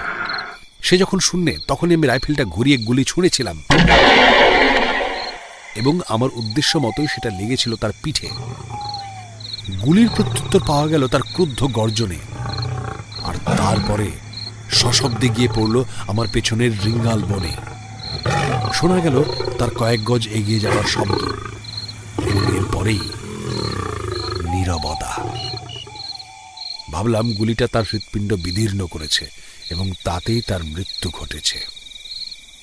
.500 বোরের কার্বাইট রাইফেল যে কোনো জায়গায় ছুঁড়লে আওয়াজটা হয় জোর, কিন্তু এখানে এই খাতে সেটা শোনালো কামানের গর্জনের মতো। কিন্তু উন্মত্ত ভাল্লুকটার এ শব্দে কিছুই হলো না। বাঘের পেছন পেছনে এসেও সে বাঘের মতো লাফিয়ে খাত পার হবার চেষ্টা না করে পাড় বেয়ে নেমে এসে সোজা আমার দিকে এগিয়ে এলো। এমন একটা জানোয়ার যে বাঘকে তার মরা থেকে হটিয়ে দেবার সাহস রাখে, তাকে মারবার কোনো ইচ্ছেই আমার ছিল না। কিন্তু এই স্বগর্জন ভয়াবহতাকে কাছে আসতে দেওয়া পাগলামিরি নামান্তর। সুতরাং সে যখন আমার থেকে কয়েক ফুট দূরত্বের ব্যবধানে, তখনই আমার রাইফেলের বানলের বুলেটটা তার কপাল লক্ষ্য করে ছুঁড়লাম। উপুড় হয়ে পড়ে আস্তে আস্তে সে পিছলে নেমে যেতে থাকলো, যতক্ষণ না তার কোমরটা অপর পাড়ে আটকালো। এক মুহূর্ত আগে জঙ্গলে যেখানে ক্রুদ্ধ গর্জন আর ভারী রাইফেলের আওয়াজে উচ্চকিত ছিল, এখন সেখানে গভীর নৈঃশব্দ। আমার হৃৎপিণ্ডের স্পন্দন ধীরে ধীরে স্বাভাবিক হয়ে এলো। সিগারেট খাবার কথা মনে পড়ল। 2 হাঁটুর উপর আড়াআড়ি ভাবে রাইফেলটা রেখে সিগারেট আর দেশলাইটার জন্য 2 হাত 2 পকেটে ঢোকালাম। আর সেই ক্ষণে আমার ডান দিকে কোনো চলার শব্দ হলো। মাথাটা ঘুরিয়ে দেখলাম 2-1 মিনিট আগে বাঘটা যে খোলা মাঠটা লাফিয়ে পার হয়ে এসেছিল, এখন সেখান দিয়ে ধীর পদে হাঁটছে আর তাকাচ্ছে তার মৃত শত্রুর দিকে, আমার দিকে নয়। জানি ঘটনাগুলো যেমনভাবে ঘটেছে অবিকলতা বলে গেলে শিকারীরা আমাকে লক্ষ্যভেদে উৎকর্ষতার অভাব এবং মারাত্মক অসাবধানী রূপে চিহ্নিত করবেন। লক্ষ্যভেদের উৎকর্ষতা বিষয়ে অভিযোগের বিরুদ্ধে আমার সপক্ষে বলার কিছু নেই, কিন্তু অসাবধানতার অপরাধ আমি স্বীকার করতে রাজি নই। যখন বাঘের পিঠ লক্ষ্য করে গুলি ছুঁড়েছিলাম, আমি নিশ্চিত ছিলাম তাকে মারাত্মক আঘাত করা হয়েছে, আর প্রতিক্রিয়ায় ক্রুদ্ধ গর্জনের মতো উন্মাদের মতো ছুটে যাওয়ায় এবং অকস্মাৎ সমস্ত শব্দ বন্ধ হওয়ায় মৃত্যুটা বাঘটার তরফেই ঘটেছে এমন ধরে নেওয়াই যুক্তিসঙ্গত। আর দ্বিতীয় গুলিতে ভাল্লুকটা সঙ্গে সঙ্গে মারা গেল, এরকম দেখে আমি যখন গাছটার ওপরে ছিলাম, তখনই রাইফেলটা হাঁটুর ওপর আড়াআড়ি রাখবার আগে দ্বিতীয়বার গুলি ভর্তি করবার প্রয়োজন বোধ করিনি। বাঘটাকে জীবন্ত ও আহত অবস্থায় দেখে আমি বিমূঢ় হয়ে 2-1 সেকেন্ড সময় নষ্ট করলাম, আর তারপরে দ্রুত ব্যবস্থা নিলাম। রাইফেলটা ছিল আন্ডার লেভেল মডেলের। লিভারটা ট্রিগার গার্ডের সঙ্গে 2টি লাগ দিয়ে জোড়া, ফলে চটপট গুলি ভরা শক্ত, আর তার উপর বাকি গুলিগুলো ছিল আমার প্যান্টের পকেটে। দাঁড়ানো অবস্থায় সেখান থেকে গুলি বের করা সহজ, কিন্তু একটা সরু ডালের উপর বসে তা তত সহজ ছিল না। ভাল্লুকটা মৃত সেটা বাঘের জানা ছিল না, অথবা অকস্মাৎ কোনো আক্রমণ এড়াবার জন্য সে চোখ রেখেছিল কিনা এ সকলে আমার অজ্ঞাত। যা হোক, সে খাড়া পাহাড়ের গা বেয়ে ধীর পদে এগিয়ে পৌঁছল 40 গজ দূরের একটা জায়গায়। রাইফেল তাকের দিক থেকে যাকে সবচেয়ে ভালো বর্ণনায় বলতে পারি 11 o'clock, মানে ঘড়ির কাঁটা 11টার দিকে নির্দেশ করলে যেমন ঈষৎ বাঁয়ে হেলে থাকে তেমনি। এবং যখন একটা বড় পাথরের চাঙড়ের উপর দিয়ে সে চলছিল, তখন মাত্র একটা নলেই গুলি ভরে রাইফেলটা তুলে ধরে গুলি ছুঁড়লাম। গুলিতে সে পিছু হটে একপাশে কাত হয়ে পড়ে গেল অত্যন্ত বেকায়দায়। তারপরে হাঁচড় পাঁচড় করে উঠে দাঁড়িয়ে শৈলশিখরের পাশ দিয়ে ঘুরপা খেয়ে লেজ তুলে ছুটে পালাল। নিকেলের আধারে ভরা নরম মাথা বুলেটটির গোড়াটা ছিল ইস্পাতের। সেটা বাঘটার মুখের কয়েক ইঞ্চি দূরে একটা পাথরের লেগে ফিরে এসে ওর মুখে লাগে, আর তাতেই তার ভারসাম্য নষ্ট হয়, কিন্তু কোনো ক্ষতি তাতে তার হয়নি। কিছুক্ষণ চুপচাপ ধূমপান করে আমি হলি গাছটার থেকে নেমে ভাল্লুকটাকে দেখতে গেলাম। আমি প্রথমে এটাকে যতটা বড় ভেবেছিলাম, আসলে তার চেয়েও বড়।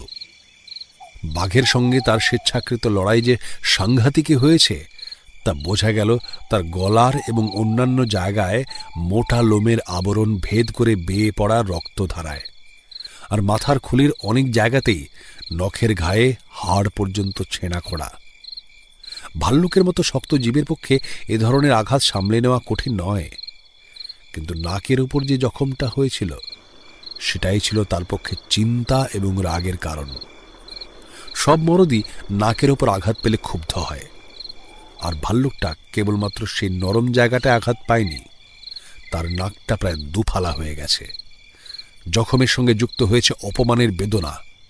সুতরাং হত্যার উদগ্র বাসনার চোখে নিয়ে বাঘটার পিছনে ধাওয়া করায় তার পক্ষে আমার ভারী রাইফেলের গুলি ছোঁড়ার শব্দ না পাওয়াই স্বাভাবিক। ভাল্লুকটার ছাল ছাড়িয়ে নেবার জন্যে আমার লোকজনদের ডেকে পাঠানোর মতো যথেষ্ট সময় আমার হাতে ছিল না। সুতরাং কোণে থেকে তাদের ডেকে নিয়ে রাত নাম্বার আগেই রেস্ট হাউসে ফিরলাম, কারণ মানুষ খেকোটা এই অঞ্চলেই আছে। আমার লোকেরা গ্রামের জানাবার বা তার বেশি লোকজন সেই কুঁড়ে ঘরে জড়ো হয়েছিল, একাগ্রভাবে অপেক্ষা করছিল আমার আসা পথ চেয়ে। এবং যখন আমি তাদের মধ্যে গিয়ে পৌঁছলাম, তখন তারা বিস্ময়ে নির্বাক। সমবেত লোকগুলো আমার দিকে এমনভাবে চেয়ে আছে যেন আমি সদ্য মৃত্যুর হাত থেকে ফিরছি। বালা সিংয়ের মুখেই প্রথম কথা ফুটল, আর তার মুখ থেকে সব শুনে আমি বিন্দুমাত্র অবাক হইনি তা কেন বলে। আমরা আপনাকে আগে অনুরোধ করেছিলাম, বালা সিং বলল, মাটির অত কাছাকাছি না বসতে। যখন প্রথম আমরা আপনার চিৎকার শুনলাম এবং পরের মুহূর্তে কানে এলো বাঘের গর্জন, তখন স্বভাবত ধরে নিয়েছিলাম যে বাঘটা আপনাকে গাছ থেকে টেনে নামিয়েছে আর আপনি নিজেকে বাঁচবার জন্য বাঘের সঙ্গে লড়ছেন। তারপরে যখন বাঘের গর্জন থেমে গেল আর আপনার চিৎকার শোনা যেতে লাগলো, তখন ভাবলাম বাঘটা আপনাকে টেনে নিয়ে যাচ্ছে। পরে আমরা আপনার রাইফেলের 2টো গুলির শব্দ পেলাম এবং পরে তৃতীয়টার। তখন তো আমাদের কাছে বিরাট রহস্যই মনে হলো, কারণ একজনকে যখন বাঘ টেনে নিয়ে যাচ্ছে তখন সে কি করে রাইফেল চালাতে পারে তা কিছুতেই আমাদের মাথায় ঢোকেনি। আর যখন আমরা উপস্থিত লোকদের সঙ্গে আমাদের কর্তব্য স্থির করতে ব্যস্ত ছিলাম, তখনই আপনি হঠাৎ এসে পড়ে আমাদের মুখ একদম বন্ধ করে দিলেন। বাঘ মারবার সমস্ত আয়োজনের বিষয় জেনে যারা তার শব্দ সংকেত পাবার জন্য কান পেতে অপেক্ষা করছে, তাদের পক্ষে সেই উৎকণ্ঠার মধ্যে ভাল্লুকের চিৎকারকে মানুষের চিৎকার ভেবে ভুল করা খুবই সম্ভব, কারণ উভয়ের মিলও যথেষ্ট, এবং বিশেষ করে দূর থেকে এটির থেকে ওটিকে তফাৎ করা অসম্ভবই। আমি যখন লোকদের তারা যা শুনেছে সেই সমস্ত ঘটনা ও ভাল্লুক মারার কথা বলছিলাম, ততক্ষণে বালা সিং আমার জন্য 1 কাপ চা তৈরি করে ফেলেছে। ভাল্লুকের চর্বি বাতের ওষুধ হিসেবে মহার্ঘ। এবং তারা যখন জানলো যে ওটা আমি চাই না আর তারা তা নিজেদের মধ্যে ভাগাভাগি করে নিতে পারে, তখন তারা মহা খুশি। পরদিন সকালে আমি যখন ভাল্লুকের ছালটার জন্য যাত্রা করলাম, তখন আমার সঙ্গে অনেক লোক। তারা কেবলমাত্র চর্বিতেই আগ্রহী নয়, সেই সঙ্গে যে জানোয়ারটা বাঘের সঙ্গে লড়েছে তাকেও দেখতে চায়। আমি কখনো ভাল্লুককে মেপে বা ওজন করে দেখিনি, তবে ওরকম চোখেও পড়েছে কদাচিৎ। আর সেদিন সকালে যেটার ছাল ছাড়িয়েছিলাম, সেটার মতো বড় এবং মোটা হিমালয়ের ভাল্লুক আমি কখনো দেখিনি। ভাল্লুকের চর্বি আর মূল্যবান অঙ্গগুলো ভাগ হয়ে যেতে সকলেই আনন্দের সঙ্গে দাবিধুরায় ফিরে চলল। আর আমার কাছ থেকে চামড়াটা পেয়ে সবচেয়ে খুশি ও সকলের ঈর্ষার পাত্র হয়ে উঠল বালা সিং। পিঠে সেটাকে বেঁধে গর্বিত পদক্ষেপে সেও পা মেলাল। বাঘটা আর ফিরে আসেনি তার অর্ধসমাপ্ত খাবারের কাছে। সন্ধ্যার মধ্যেই শকুনের পাল গরু আর ভাল্লুকের হাড়গুলো পরিষ্কার করে ফেলেছিল। চর্বি ভর্তি একটা ভাল্লুকের ছাল ছাড়ানো খুবই নোংরা কাজ। তাই আমি গরম জলে স্নান সেরে কিছু খাবার অপেক্ষায় যখন রেস্ট হাউসে ফিরছিলাম, তখনই একজন উত্তেজিত বনরক্ষকের সঙ্গে দেখা।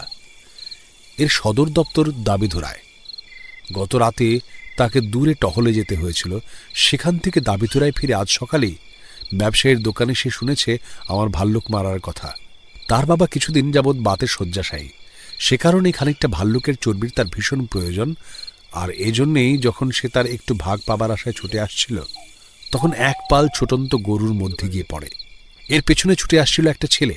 সে জানালো যে তার একটা গরুকে বাঘে মেরেছে। বাঘ যখন আক্রমণ করে তখন গরুটা সেখানে চড়ছিল। সে জায়গাটা সম্পর্কে বনরক্ষকের মোটামুটি একটা ধারণা আছে।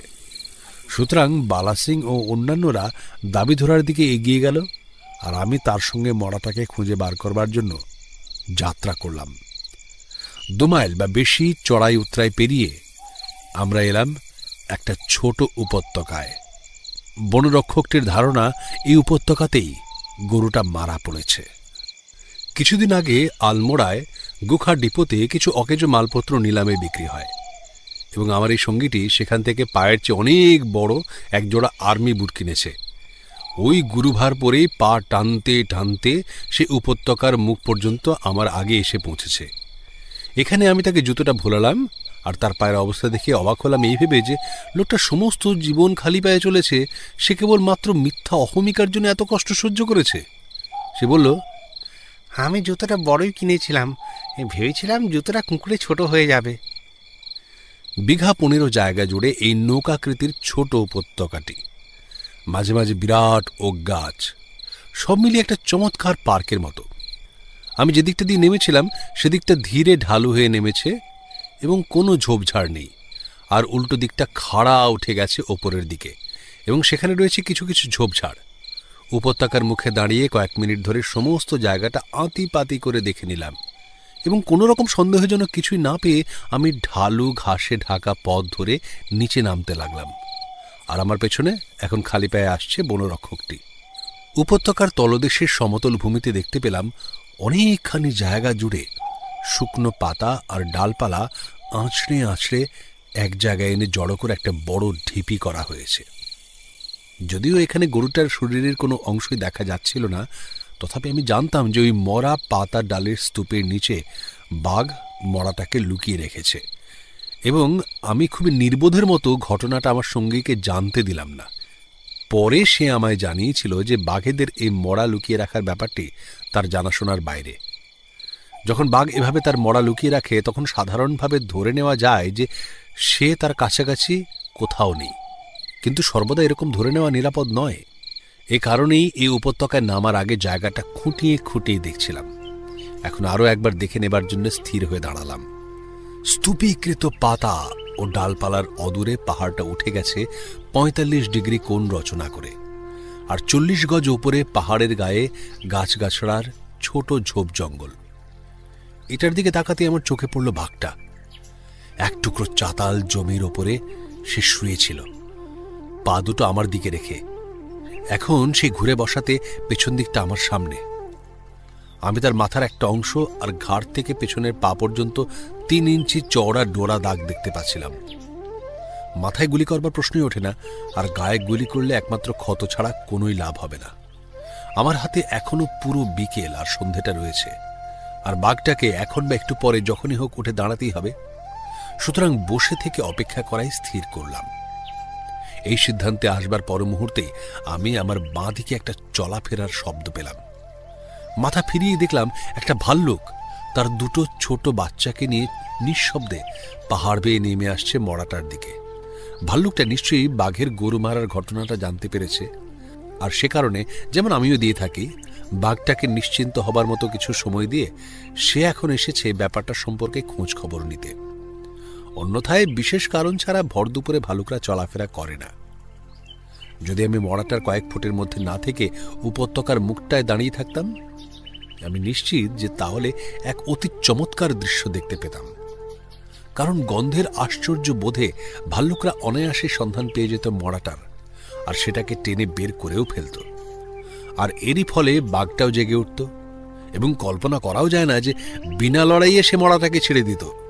সুতরাং লড়াইটা হতো দেখার মতো। বনরক্ষক এতক্ষণ নিজের পায়ের তলার মাটির দিকে তাকিয়ে নিঃশব্দে আমার পেছনে দাঁড়িয়েছিল। এখন হঠাৎ ভাল্লুকটাকে দেখে সে বিস্ময় চিৎকার করে উঠল, দেখো সাহেব, ভালু ভালু।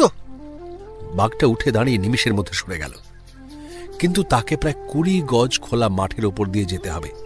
তে আমার রাইফেলের নিশানার মধ্যে সে আসার সঙ্গে সঙ্গে ট্রিগার টিপলাম। কিন্তু সেই মুহূর্তেই বনরক্ষকটি আমি ভুল নিশানা করেছি এই ধারণা থেকে আমার হাত জড়িয়ে ধরে একটা প্রবল ঝাঁকানি দিল, আর তারই ফলে আমি যেখানে দাঁড়িয়েছিলাম তা থেকে কয়েক গজ দূরে একটা গাছে গিয়ে বুলেটটা বিঁধল। রেগে গিয়ে কোথাও কোনো লাভ হয় না, বিশেষ করে জঙ্গলে। বনরক্ষক জানত না যে ওই উঁচু করা পাতার ঢিবিটার অর্থ কি, আর সে বাঘটাকেও দেখেনি। সুতরাং সে তখনও ধারণায় বদ্ধমূল ছিল যে ভয়াবহ ভালুকগুলোর দিকে দৃষ্টি আকর্ষণ করে সে আমার প্রাণ রক্ষা করেছে। অতএব বলার কিছুই নেই। বনরক্ষকটি যখন অত্যন্ত মনমরা হয়ে দাবি ধরায় ফিরছিল, তখন তাকে কিঞ্চিত উৎসাহিত করবার জন্য আমি জিজ্ঞাসা করলাম যে এখানে কোথাও ঘুরাল মারতে পাওয়া যায় কিনা, কারণ আমার লোকজনদের এখনো মাংস জোটেনি। এই ছোট্ট মানুষটি কেবল যে সেই সংবাদই রাখত তাই নয়, সেই সঙ্গে সে তার পায়ের ফোসকাজনিত কষ্ট সহ্য করেও আমাকে নিয়ে যেতে রাজি হল। অতএব 1 কাপ চা খেয়ে নিয়ে বেরিয়ে পড়া গেল। সঙ্গে 2 জন লোক। বনরক্ষকের কথা মতো থলে বয়ে আনবার জন্যে এদের প্রয়োজনীয়তা অনিবার্য। রেস্ট হাউসের বারান্দা থেকেই পাহাড়টা খাড়া নেমে গেছে। বনরক্ষকের নেতৃত্বে এই পাহাড় বেয়ে কয়েকশো গজ নেমে যেতেই পাহাড়ের মুখোমুখি ফুটখানেক চওড়া ঘুরালের যাতায়াতের পথের ওপর পৌঁছলাম।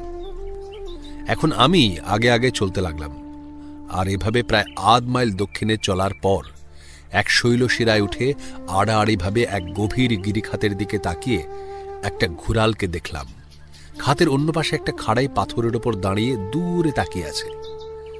এই অভ্যেসটা ছাগল জাতীয় প্রাণী যথা থর, আইবেক্স এবং মার্কার সবারই আছে। গলার সাদা চক্করের মতো দাগ দেখে মনে হলো এটা পুরুষ ঘুরাল। আমাদের মধ্যে দূরত্বের ব্যবধান 200 গজেরও কিছু বেশি। এখন আমি কেবলমাত্র আমার লোকজনদের জন্য মাংস নেব তাই নয়, সেই সঙ্গে আমার নতুন রাইফেলটার কার্যক্ষমতাও পরীক্ষিত হবে। সুতরাং শুয়ে পড়ে 200 গজের নিশানা ঠিক করে ঠিকমতো নির্দিষ্ট লক্ষ্যে গুলি ছুঁড়লাম। গুলি লেগে ঘুরালটা যে পাথরের ওপর দাঁড়িয়েছিল সেখানেই পড়ে গেল। সৌভাগ্য যে ঠিক নিচেকার কয়েকশো ফুট গভীর খাতে পড়েনি। অন্য একটা ঘুরাল, যাকে এতক্ষণ দেখতে পাইনি, তখনই খাতের অন্য দিক থেকে একটা ছোট বাচ্চা সঙ্গে নিয়ে এলো। তারপর স্থির হয়ে দাঁড়িয়ে আমাদের কয়েকবার দেখে নিয়ে পাহাড়ের গা ঘেঁষে চলে গেল। বনরক্ষক এবং আমি সিগারেট ধরিয়ে সঙ্গের 2 জনকে পাঠালাম থলিটায় শিকার ভরে আনতে। ভাল্লুকের চর্বির ভাগ থেকে বঞ্চিত হওয়া সত্ত্বেও বনরক্ষককে ঘোড়ালের চামড়া ও কিছুটা মাংস দেওয়া হবে জেনে সে বেশ খুশি হল। সে বলল যে চামড়া দিয়ে সে তার বাবার জন্য একটা আসন করে দেবে, কারণ বার্ধক্য আর বাতের জন্য তাকে সারাদিন রোদে পড়ে থাকতে হয়। পরদিন ভোরে উপত্যকায় পৌঁছে আমার সন্দেহ যে সত্য তার প্রমাণ পেলাম। বাঘটা আর তার সে মরা খাদ্যের উপর ফিরে আসবে না, কিন্তু আসবে ভাল্লুকরা। 3টে ভাল্লুক মিলে কয়েকটা হাড় ছাড়া কিছুই ফেলে যায়নি। আর সে ভুক্তাবশেষের মধ্যেও একাকী রাজা শকুন সযত্নে খুঁজছে আহার্য। তখনও বেলা বাড়েনি। বাঘটা যে পথে আগের দিন গেছে সেই পথে পাহাড়ে উঠে শৈলশিরা ধরে এগিয়ে লোহারঘাট রোড বরাবর নেমে গেলাম মানুষ খেকো চিতাটা কোন পথে গেছে তার অনুসন্ধানে। দুপুরে রেস্ট হাউসে ফিরতেই বাঘের অন্য একটা শিকারের খবর পেলাম।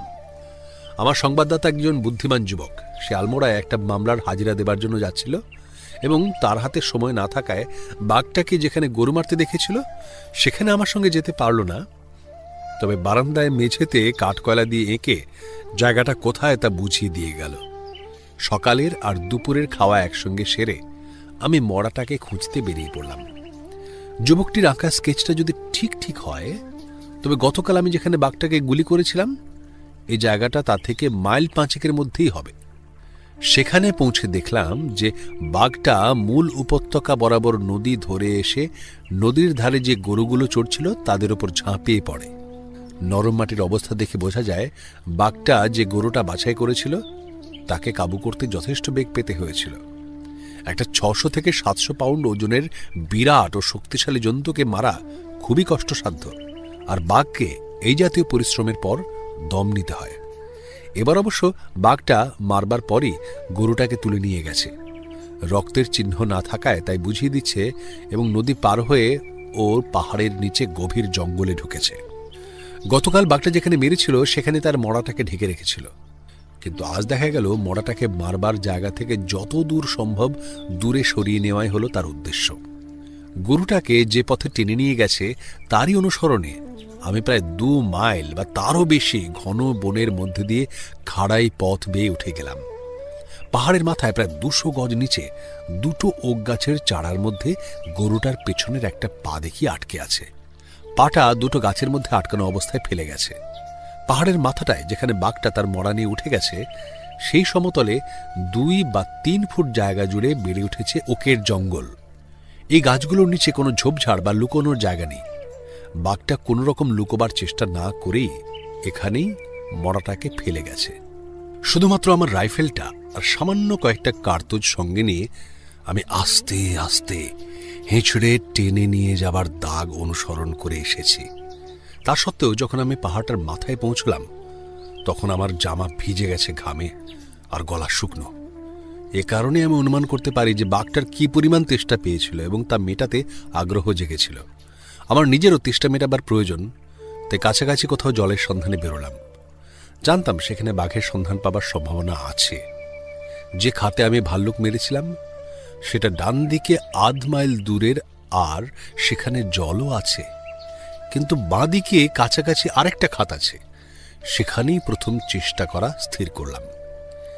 আমি খালটা ধরে আধ মাইলেরও বেশি নেমে গিয়ে যে জায়গায় এলাম সেখানে খাতটা শুরু হয়ে দুধারে খাড়াই পাহাড়ের মধ্যে দিয়ে গেছে। একটা প্রকাণ্ড শিলাখণ্ড ঘুরে যেতেই দেখি আমার সামনেই 20 গজ দূরে বাঘটা শুয়ে আছে।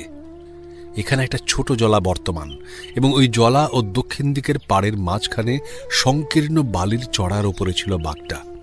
খাতটা এখানে সরাসরি ডান দিকে বেঁকে গেছে এবং বাঘটার একাংশ ছিল আমার দিকের বাঁকে আর অন্য অংশ ওধারে বেঁকে। জলাটার দিকে পেছন ফিরে সে বাঁ কাতে শুয়েছিল। আমি দেখতে পাচ্ছিলাম তার লেজ ও পেছনের পায়ের অংশ বিশেষ। আমার আর ঘুমন্ত জানোয়ারের মধ্যে পড়ে আছে এক গাদা শুকনো ডালপালা। কিছুদিন আগে মোষকে খাওয়াবার জন্যে ওপরের গাছ থেকে এগুলো পাড়া হয়েছিল। কোনো শব্দ না করে এই বাধা অতিক্রম করে যাওয়া যেমন দুঃসাধ্য, নুড়ি পাথরের ছোট ছোট ধস না নামিয়ে দুধারের কোনো একটা খাড়াই ধরে যাওয়া তেমনি অসম্ভব। সুতরাং বাঘটা যতক্ষণ না আমাকে গুলি করতে সুযোগ দেয় ততক্ষণ বসে থাকাই ছিল একমাত্র পন্থা। কঠিন পরিশ্রমের পর প্রাণ ভরে জল খেয়ে বাঘটা নিঃসাড়ে ঘুমোচ্ছিল, আর আধ ঘন্টার মধ্যে সে কিছুমাত্র নড়াচড়া করেনি। তারপর সে ডান দিকে ফিরে শুতেই তার পায়ের আরো খানিকটা অংশ নজরে আসে। এভাবেই কয়েক মিনিট শুয়ে থেকে সে উঠে দাঁড়ালো আর বাঁকটা থেকে সরে গেল।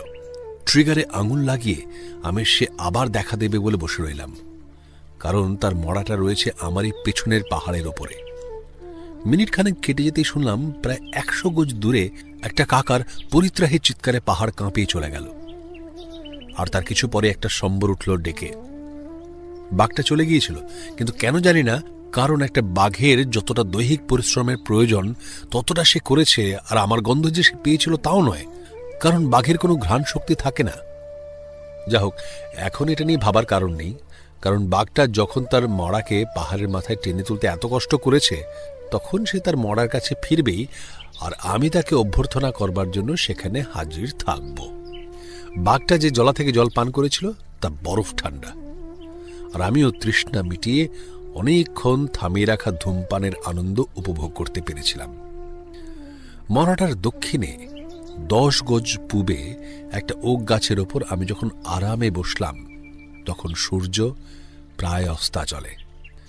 বাঘটা পশ্চিম দিক থেকে পাহাড়ে উঠে আসবে এবং বাঘ ও আমার মাঝখানে সরাসরি মড়াটাকে রাখা সুবিবেচনার পরিচয় নয়, কারণ বাঘের দৃষ্টিশক্তি অত্যন্ত প্রখর। গাছের উপরে আমার বসবার জায়গাটা থেকে পরিষ্কারভাবে আমি উপত্যকাটা দেখতে পাচ্ছিলাম এবং ওপারে পাহাড়টাও।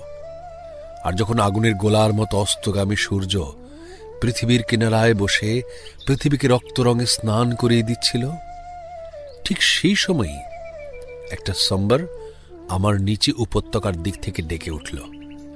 বাঘটা এবার চলতে শুরু করেছিল।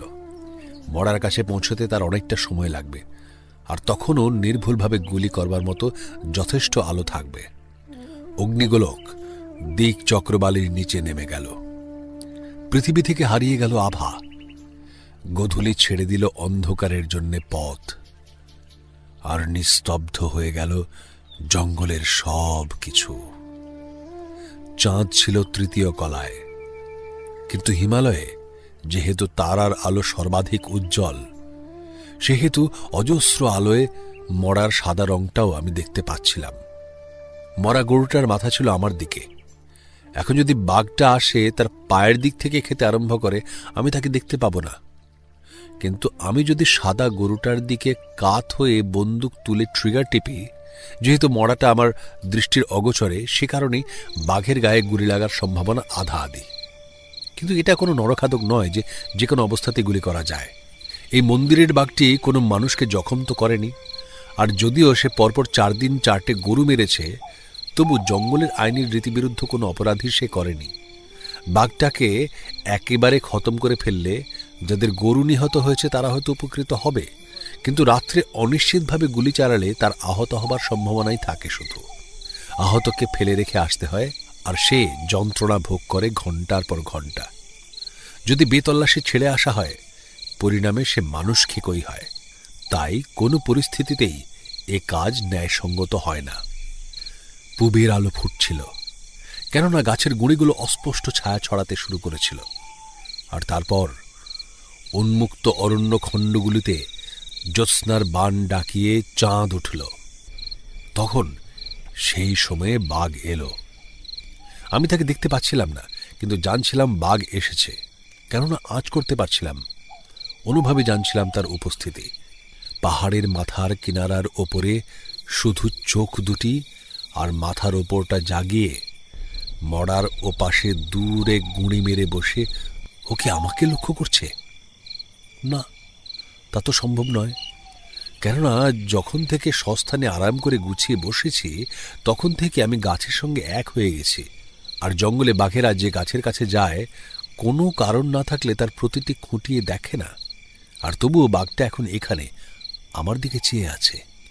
আমার স্পষ্ট দেখার মতো যথেষ্ট আলো এখন ফুটেছে, এবং অত্যন্ত হুঁশিয়ার হয়ে আমার সামনের জমিটি খুঁটিয়ে দেখলাম। তারপর পেছনে চেয়ে দেখব বলে যেমন ডান দিকে মাথা ফিরিয়েছি, দেখি বাঘ মড়াটার মুখোমুখি এক খণ্ড চাঁদের আলোয় বসে আছে, ও দাবনায় ভর দিয়ে মাথা ফিরিয়ে আমার দিকে চেয়ে। আমি নিচে ওর দিকে চেয়ে আছি দেখল যখন, ও কান দুটো ছড়ালো। যখন আমি আর নড়াচড়া করলাম না, কান দুটো আগের মতো খাড়া হয়ে গেল। আমি কল্পনা করতে পারলাম ওর স্বগতোক্তি। বেশ, এখন তো আমাকে দেখে ফেলেছ, এখন কি করতে চাও সে বিষয়ে? অতি সামান্যই সাধ্য ছিল আমার, কেননা গুলি ছুঁড়তে হলেও আমাকে অর্ধ চক্রাকারে ঘুরে যেতে হয়, এবং বাঘটিকে ঘাবড়ে না দিলে তা করা সম্ভব নয়। ও 15 ফুট তফাৎ পাল্লা থেকে আমার দিকে চেয়ে আছে, তবে আমার বাঁ কাঁধ থেকে একটা গুলি মারবার একটা সম্ভাব্য সুযোগ মাত্র আছে, এবং তাই করাই স্থির করলাম আমি। রাইফেলটা রাখা ছিল আমার হাঁটুতে। নলের মুখ ছিল বাঁ দিকে তাক করা। যেমন ওটা তুলে ডান দিকে ঘোরাতে শুরু করেছি, বাঘটা মাথা নামিয়ে নিয়ে আবার কান দুটো ছড়ালো। আমি যতক্ষণ নিশ্চল থাকলাম ও ওইভাবেই থেকে গেল। কিন্তু যে মুহূর্তে আমি আবার রাইফেল ঘোরাতে শুরু করেছি, ও উঠে পড়ল আর পেছনের ছায়ায় ঢুকে গেল। ব্যাস, এই তো ঘটনা। বাঘটা আরেকবার নিশ্চিতভাবে জিতে গেল। যতক্ষণ আমি গাছে বসে থাকব সে আর আসবে না। কিন্তু যদি আমি চলে যাই, সে হয়তো ফিরে মড়াটাকে সরিয়ে নিয়ে যেতে পারে। আর পুরো গরুটাকে যখন সে এক রাতে শেষ করতে পারবে না, তখন পরের দিন হয়তো আরেকটা সুযোগ পাওয়া যেতে পারে। এখন আমার সামনে প্রশ্ন হলো, রাতটা কোথায় কাটাই? ইতিমধ্যে এই দিনে আমি 20 মাইলের মতো রাস্তা হেঁটেছি।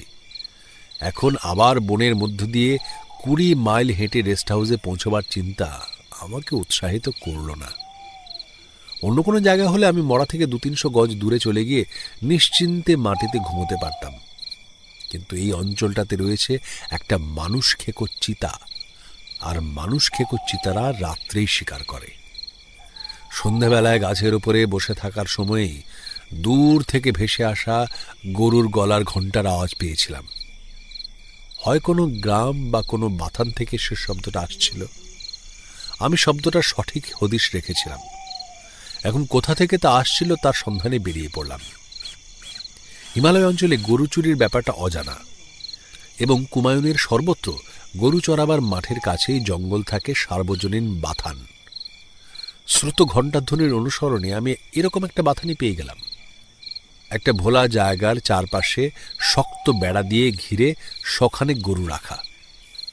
জঙ্গলের গভীরে এরকম একটা অরক্ষিত বাথান পাহাড়ি মানুষদের সততারই প্রমাণ দেয়। তাছাড়া এটিও প্রমাণ হয়ে গেছে যে আমি আসার আগে পর্যন্ত দাবিধরা এলাকায় গরু কখনো বাঘের হাতে উৎপীড়িত হয়নি। রাত্রে জঙ্গলের সমস্ত পশুই সন্দেহপ্রবণ। আর যদি আমি রাত্রে এই বাথানের বাসিন্দাদের আশ্রয়ে রাত কাটাতে চাই, তবে তাদের সহজাত সন্দেহকে কাটাতে হবে। কালাধুঙ্গিতে আমাদের গাঁয়ের প্রজারা প্রায় 900 গরু মোষ রাখত। আর খুব ছোটবেলা থেকে সেই গরু মোষের কাছাকাছি থাকায় তারা কি ভাষা বোঝে আমি জানি। ধীর পদে হাঁটতে হাঁটতে এবং পশুদের সঙ্গে কথা বলতে বলতে আমি বাথানের দিকে এগোলাম। আর বেড়ার ধারে পৌঁছে সেদিকে পিঠ ফিরিয়ে বসে পড়লাম ধূমপানের জন্য। আমি যে জায়গাটা বসেছিলাম তার কাছেই কতগুলো গরু দাঁড়িয়েছিল। তার মধ্যে থেকে একটা এগিয়ে এসে খুঁটোর ঘেরের বেড়ার মধ্যে দিয়ে মাথাটা বের করে আমার মাথার পেছনটা চাটতে আরম্ভ করল। আচরণটি বন্ধু জনচিত, তবে তা ভিজিয়েও দিচ্ছে বটে। আর এখানে এই 8000 ফুট উচ্চতায় রাত্রিগুলি তুহিন। আমার সিগারেট শেষ করে রাইফেলের তার নামালাম আর সেটা খড়ে ঢেকে বেড়া টপকালাম। সাবধানে ঘুমোবার জায়গা বাছাই করা দরকার হয়েছিল, কেননা রাতে যদি কোনো বিপদ ঘটে আর জন্তুগুলি হুড়োহুড়ি করতে শুরু করে, সে অবস্থায় বাথানের মধ্যে মাটিতে শুয়ে থাকা বিপজ্জনক হবে। বাথানের চালার প্রায় মাঝামাঝি, যেটা দিয়ে প্রয়োজনে আমি উপরে উঠে যেতে পারি, এমন একটা খুঁটির কাছেই দুটো ঘুমন্ত গরুর মাঝখানে একটু খালি জায়গা ছিল। কাত হয়ে শুয়ে থাকা পশুগুলোকে ডিঙিয়ে এবং দাঁড়ানো গরুগুলোর মাথা সরিয়ে পেরিয়ে এসে পরস্পর পেছন দিকে ফিরে শুয়ে থাকা দুটোর মাঝখানে শুয়ে পড়লাম। সমস্ত রাত কোনো বিপদের আভাস ছিল না, সুতরাং খুঁটি বেয়ে ওঠার প্রয়োজনীয়তার কথাই ওঠে না। গরুগুলোর গরম শরীর রাত্রের ঠান্ডা আটকালো, আর স্বাস্থ্যবান দলটির স্নিগ্ধ মধুর গন্ধে আমি ঘুমোলাম পৃথিবীতে অপার শান্তি নিয়ে। বাঘ এবং মানুষ খেকো চিতাও তার বহির্ভূত নয়। পরদিন সকালে যখন সবে সূর্য উঠছে, গলার সরসনে জেগে উঠে দেখলাম 3 জন লোক, তাদের হাতে দুধ দুইবার বালতি, বেড়ার খুঁটির ফাঁক দিয়ে আমার দিকে বিস্ময়ে চেয়ে আছে। গতকাল সকালে খাবারের পর একমাত্র বাঘের জলার জলপান ছাড়া অন্য কিছুই আমার গলা দিয়ে নামেনি। গরুগুলির মধ্যে ঘুমন্ত অবস্থায় আমাকে আবিষ্কার করার বিষয়টা কেটে যেতেই লোকগুলো আমাকে গরম দুধ খেতে দিল, আর আমি তার সাদরে গ্রহণ করলাম। তাদের সঙ্গে তাদের গ্রামে গিয়ে খাওয়ার আমন্ত্রণ প্রত্যাখ্যান করে বাসস্থান আর পানীয়র জন্য ধন্যবাদ জানিয়ে স্নান ও আহারের জন্য রেস্ট হাউসে ফিরে যাওয়ার আগে মড়াটাকে বাঘটা কোথায় নিয়ে গেল দেখতে বেরোলাম। সবিস্ময়ে দেখলাম আমি যেখানে ফেলে গিয়েছিলাম মড়াটা সেখানেই রয়েছে। শকুন ও সোনালী মাথা ঈগলদের হাত থেকে রক্ষা করবার জন্যে আমি সেটাকে ডালপালা দিয়ে ঢাকা দিয়ে রেস্ট হাউসে ফিরে গেলাম। মনে হয় ভারত ছাড়া পৃথিবীর অন্য কোথাও ভৃত্যেরা তাদের প্রভুদের খেয়ালিপনাকে এ পরিমাণ সহ্য করে না। 24 ঘন্টার পরে যখন রেস্ট হাউসে ফিরলাম, কোনো বিস্ময় বা কোনো প্রশ্ন উচ্চারিত হল না। স্নানের গরম জল তৈরি, পরিষ্কার জামাকাপড় বের করে রাখা, আর খুব অল্প সময়ের মধ্যেই আমি পরিজ, ডিমের স্ক্র্যাম্বল, গরম চাপাটি ও মধু এবং এক পেয়ালা চা নিয়ে প্রাতরাশে বসে পড়লাম। মধুটি বৃদ্ধ পুরোহিতের উপহার। প্রাতরাশ শেষ করে আমি রেস্ট হাউসের সামনের ঘাসের উপরে বসে পড়লাম অপূর্ব দৃশ্য উপভোগ এবং পরিকল্পনা করতে। নৈনিতালে আমার বাড়ি থেকে বেরিয়েছিলাম একটিমাত্র উদ্দেশ্য নিয়ে, আর সে একটিমাত্র উদ্দেশ্য হলো চিতাটাকে মারতে চেষ্টা করা। আর মন্দিরের চাতাল থেকে যে রাত্রে সে রাখালটাকে টেনে নেবার চেষ্টা করেছিল, তারপর থেকে তার সম্পর্কে আর কিছুই শোনা যায়নি। পুরোহিত, ব্যবসায়ী আর নিকট ও দূরের গ্রামের সমস্ত লোককে জিজ্ঞাসা করে জেনেছি যে কখনো কখনো দীর্ঘকাল মানুষ খেকোটা যেন পৃথিবী থেকেই বিলুপ্ত হয়ে যায়, আর তাদের ধারণায় এখন এসেছে সেই কাল। কিন্তু কেউই বলতে পারেনি যে কতদিন এই কাল স্থায়ী হবে। যে এলাকায় এই মানুষ খেকোটা বিচরণ করত সেটা বিস্তীর্ণ এবং সম্ভবত এখানে আরো 10-20টা চিতা বর্তমান। সেই এলাকায় একটি বিশেষ চিতাকে যে মানুষ মারা বন্ধ করেছে, কোথায় খুঁজতে হবে না জেনে খুঁজে বার করে গুলি করার আশা অত্যন্ত কম। মানুষ খেকো প্রসঙ্গে আমার অভিযান ব্যর্থ হয়েছিল। দাবিধরায় আমি আরো বেশি দিন থাকলে কোনো প্রয়োজনীয় উদ্দেশ্য সিদ্ধ হবে না। মন্দিরের বাঘের প্রশ্নটি থেকেই গেল। এই বাঘটিকে মারবার বিন্দুমাত্র দায়িত্ব আমার আছে বলে আমি মনে করি না, কিন্তু ভাবি এবং বেশ গভীরভাবে ভেবেছিলাম যে আমার তাকে অনুসরণে তাকে বেশি করে গরু মারতে উস্কানি দিয়েছিল, অন্যথায় সে এটা করত না। আমার দাবিধরায় পদার্পণের দিনই কেন একটা পুরুষ বাঘ গরু মারতে আরম্ভ করেছিল তা বলা সম্ভব নয়, আর আমি চলে গেলে সে থামবে কিনা তাও দেখা দরকার। যাই হোক, তাকে মারবার চেষ্টা আমি সর্বান্তকরণে করেছিলাম। তার করা ক্ষয়ক্ষতির জন্য আমার আর্থিক সামর্থ্য অনুযায়ী ক্ষতিপূরণও দিয়েছি, আর সে আমাকে দিয়েছে সবথেকে চিত্তাকর্ষক এক জঙ্গলের অভিজ্ঞতা, যা আমার ইতিপূর্বে ছিল না। সুতরাং গত 4 দিনে আমরা যে উত্তেজনার খেলা খেলেছি এবং প্রত্যেক ক্ষেত্রে আমার পরাজয় ঘটেছে, তার জন্য তার বিরুদ্ধে আমার কোনো অভিযোগ নেই। এই 4 দিন আমার চূড়ান্ত পরিশ্রমে কেটেছে। সুতরাং আজ বিশ্রাম নিয়ে কাল সকাল সকালই নৈনিতালে ফেরার পথে রওনা হব। সবেমাত্র এই সিদ্ধান্তে পৌঁছেছি, এমন সময় শুনলাম পেছন থেকে কণ্ঠস্বর, সালাম সাহেব, কাল বাঘটা আমার একটা গরু মেরেছে, এই খবরটা তোমাকে দিতে এলাম। বাঘ মারবার আরেকটা সুযোগ, কিন্তু আমি সার্থক হই বা না হই, কাল সকালে আমার যাত্রার পরিকল্পনায় স্থিরই রইলাম। মানুষ আর ভাল্লুকের হস্তক্ষেপে বিরক্ত হয়ে বাঘটা ঠাঁই বদল করেছে। গতকাল সন্ধ্যায় আমি তার জন্য যেখানে বসেছিলাম সেখান থেকে কয়েক মাইল দূরে দাবিধুরা পর্বতের পূর্ব দিকে এই শেষ হত্যাটি সংঘটিত হয়েছে। জমিটা এখানে অসমান, মাঝে মাঝে ঝোপঝাড়, এলোমেলো ছড়ানো কয়েকটা গাছ। পাহাড়ি চড়াই পাখি চুকরদের পক্ষে আদর্শ স্থান, কিন্তু বাঘের খোঁজ পাওয়া এখানে আমার ধারণা একেবারেই অকল্পনীয়। পাহাড়ের মুখে আড়াআড়িভাবে রয়েছে একটা গভীর নাবাল জমি, ঘন ঝোপঝাড়ের সার, আর জায়গায় জায়গায় ছোট ঘাসের টুকরো রয়েছে এই জমিটায়। এগুলোর মধ্যে একটা ঝোপের কিনারে গরুটাকে মারা হয়েছে, তারপর ঝোপের দিকে কয়েক গজ টেনে নিয়ে গিয়ে ভোলা জায়গায় ফেলে রাখা আছে। বিপরীত দিকে অথবা মরাটার মাঠের ধারের পাহাড়ের ঢালুতে একটা বড় ওক গাছ দাঁড়িয়ে আছে। চারিদিকের 100 গজের মধ্যে ওই একমাত্র গাছ। ঠিক করলাম এটাতেই বসবো। আমার লোকেরা যখন চায়ের জন্য জল গরম করছিল, আমি তখন ঘুরে ঘুরে দেখছিলাম যদি পথেই বাঘটাকে গুলি করার সুযোগ মেলে। আমি নিশ্চিত ছিলাম যে এই নাবাল জমির কোথাও বাঘটা শুয়ে আছে, কিন্তু প্রায় 1 ঘন্টা ধরে প্রত্যেক ফুট খুঁজেও তার চিহ্ন মাত্র পেলাম না। যে গাছটা আমাকে বসবার জায়গা দেবে সেটা ছিল মাঠের দিকে ঝুঁকে পড়া। প্রায় ডাল কাটার জন্য গাছের গুঁড়ির ওপর অনেকগুলো ছোট ছোট ডালপালা হয়েছে। এতে করে যদিও গাছে ওঠা সহজ হলো, কিন্তু গাছের গুঁড়িটা অনেকখানি নজর আটকে দিল। 20 ফুট ওপরে একটি মাত্র বড় ডাল মাঠের ওপরে এগিয়েছিল। গাছের ওপরে আমার একমাত্র বসবার আসন হিসেবে সেটা না আরামপ্রদ, না সেখানে ওঠা সহজ।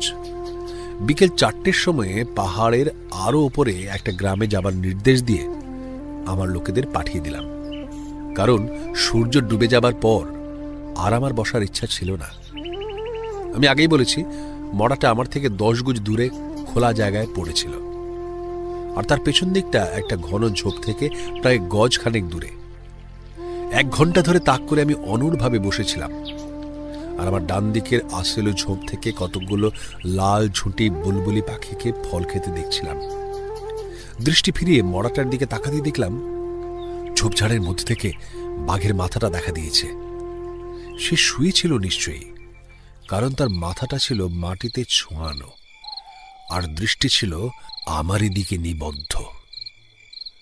এখন তার একটা থাবা এগিয়ে এলো, পরে অন্যটা, এবং এরপরই অত্যন্ত ধীরে মাটিতে পেট ঠেকিয়ে বাঘটা নিজেকে মরার দিকে এগিয়ে নিয়ে গেল। এখানে সে কয়েক মিনিট নিঃসাড়ে পড়ে রইল। তারপর আমার দিকে দৃষ্টি নিবদ্ধ রেখে মুখ দিয়ে সে মড়াটার লেজের একটা টুকরো কামড়ে নিল এবং তা একপাশে রেখে খেতে শুরু করল। 3 দিন আগে ভাল্লুকের সঙ্গে লড়াইয়ের পর থেকে কিছু না খাওয়ায় সে ক্ষুধার্ত ছিল, এবং মানুষ যেমন করে আপেল খায় তেমন করে চামড়া বাদ না দিয়ে মড়াটার পেছন দিক থেকে বড় বড় কামড়ে মাংস খেতে লাগলো। আমার রাইফেলটার মুখ বাঘের দিকে, ওটা হাঁটুর ওপর আড়াআড়ি রাখা। এখন ওটাকে কাঁধে তুলে নেওয়া আমার কাজ। এক মুহূর্তের জন্য যখনই সে আমার দিক থেকে চোখ সরিয়ে নেবে, তখনই আমি তা করার সুযোগ পেতে পারি। কিন্তু বাঘটা মনে হলো তার বিপদ সম্পর্কে সচেতন, কারণ আমার দিক থেকে চোখ না সরিয়ে স্থিরভাবে কোনো ব্যস্ততা না দেখিয়ে খেয়ে যাচ্ছিল। যখন সে প্রায় 15-20 পাউন্ড মাংস পেটে পুরেছে, যখন বুলবুল পাখিরা আসেল ঝোপ পরিত্যাগ করেছে, আর 2টো কালোকণ্ঠী নীলকণ্ঠ এসে মিলেছে তাদের সঙ্গে, এবং সকলে মিলে তার পেছনে কিচিরমিচির শুরু করেছে, আমি ভাবলাম এই হলো যথার্থ সময়। আমি যদি আস্তে আস্তে রাইফেলটা তুলি, তাহলে সম্ভবত সে এটা লক্ষ্য করবে না। সুতরাং পাখিরা যখন কিচিরমিচির চরমে তুলল, আমি কাজ শুরু করলাম। আমি নলটা সম্ভবত 6 ইঞ্চি মতো তুলেছি, অমনি বাঘটা যেন জোরালো স্প্রিংয়ের টানে পিছিয়ে গেল। রাইফেলটা কাঁধে ঠেকিয়ে কনুইটা হাঁটুর ওপরে রেখে আমি এখন বাঘটা দ্বিতীয়বার মাথা বের করবে বলে অপেক্ষা করতে থাকলাম, এবং নিশ্চিত ভেবেছিলাম যে সে এটা করবেই। কয়েক মিনিট কাটার পরে আমি বাঘের শব্দ পেলাম। সে ঝোপটা ঘুরে আমার পেছন দিয়ে এসে আমার গাছটাকে আঁচড়াতে শুরু করল, আর ওদিকের গুঁড়িতে ছোট ছোট ডালপালা ঘন হয়ে জন্মাবার ফলে তাকে দেখা আমার পক্ষে অসম্ভব হলো। আনন্দের প্রবল উল্লাসে বাঘটা বারংবার গাছটা আঁচড়ে চলেছে আপন শক্তিমত্তায়, আর আমি তখন গাছের ডালে বসে নিঃশব্দে দুলে দুলে হাসতে থাকলাম। আমি জানি কাক ও বাঁদরদের কৌতুক বোধ আছে, কিন্তু সেদিনের আগে পর্যন্ত জানতে পারিনি যে বাঘও কৌতুক বোধ সম্পন্ন। ওই বিশেষ বাঘটার যে বরাত জোর আর বেহায়াপনা দেখলাম, তা কোনো জানোয়ারের থাকে বলে জানতাম না।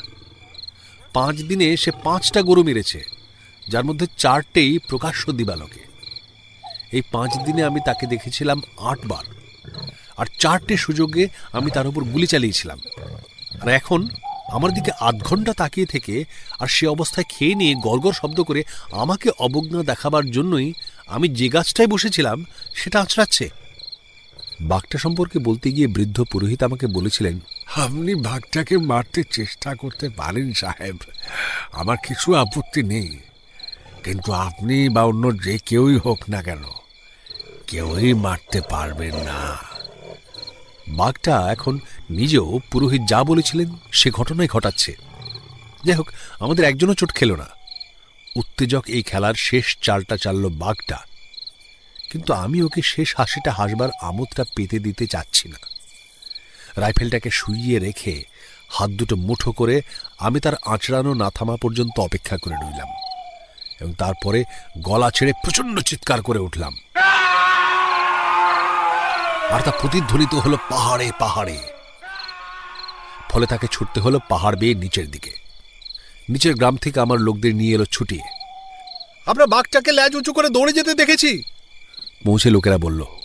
আর দেখুন সে গাছটা কি অবস্থা করেছে। পরদিন সকালে দাবিধরায় আমার বন্ধুদের বিদায় সম্ভাষণ জানালাম আর আশ্বস্ত করলাম যে যদি কখনো মানুষ খেকো আবার ক্রিয়াকলাপ চালায় আমি ফিরে আসব। মানুষ খেকো বাঘ মারতে আমি পরপর কয়েকবার দাবিধরায় গিয়েছি এবং কখনো শুনিনি মন্দিরের বাঘটাকে কেউ মারতে পেরেছে বলে। সুতরাং ধারণা যে কালের পূর্ণতার এই বৃদ্ধ যোদ্ধা একজন বুড়ো সৈনিকের মতোই মুছে গেছে।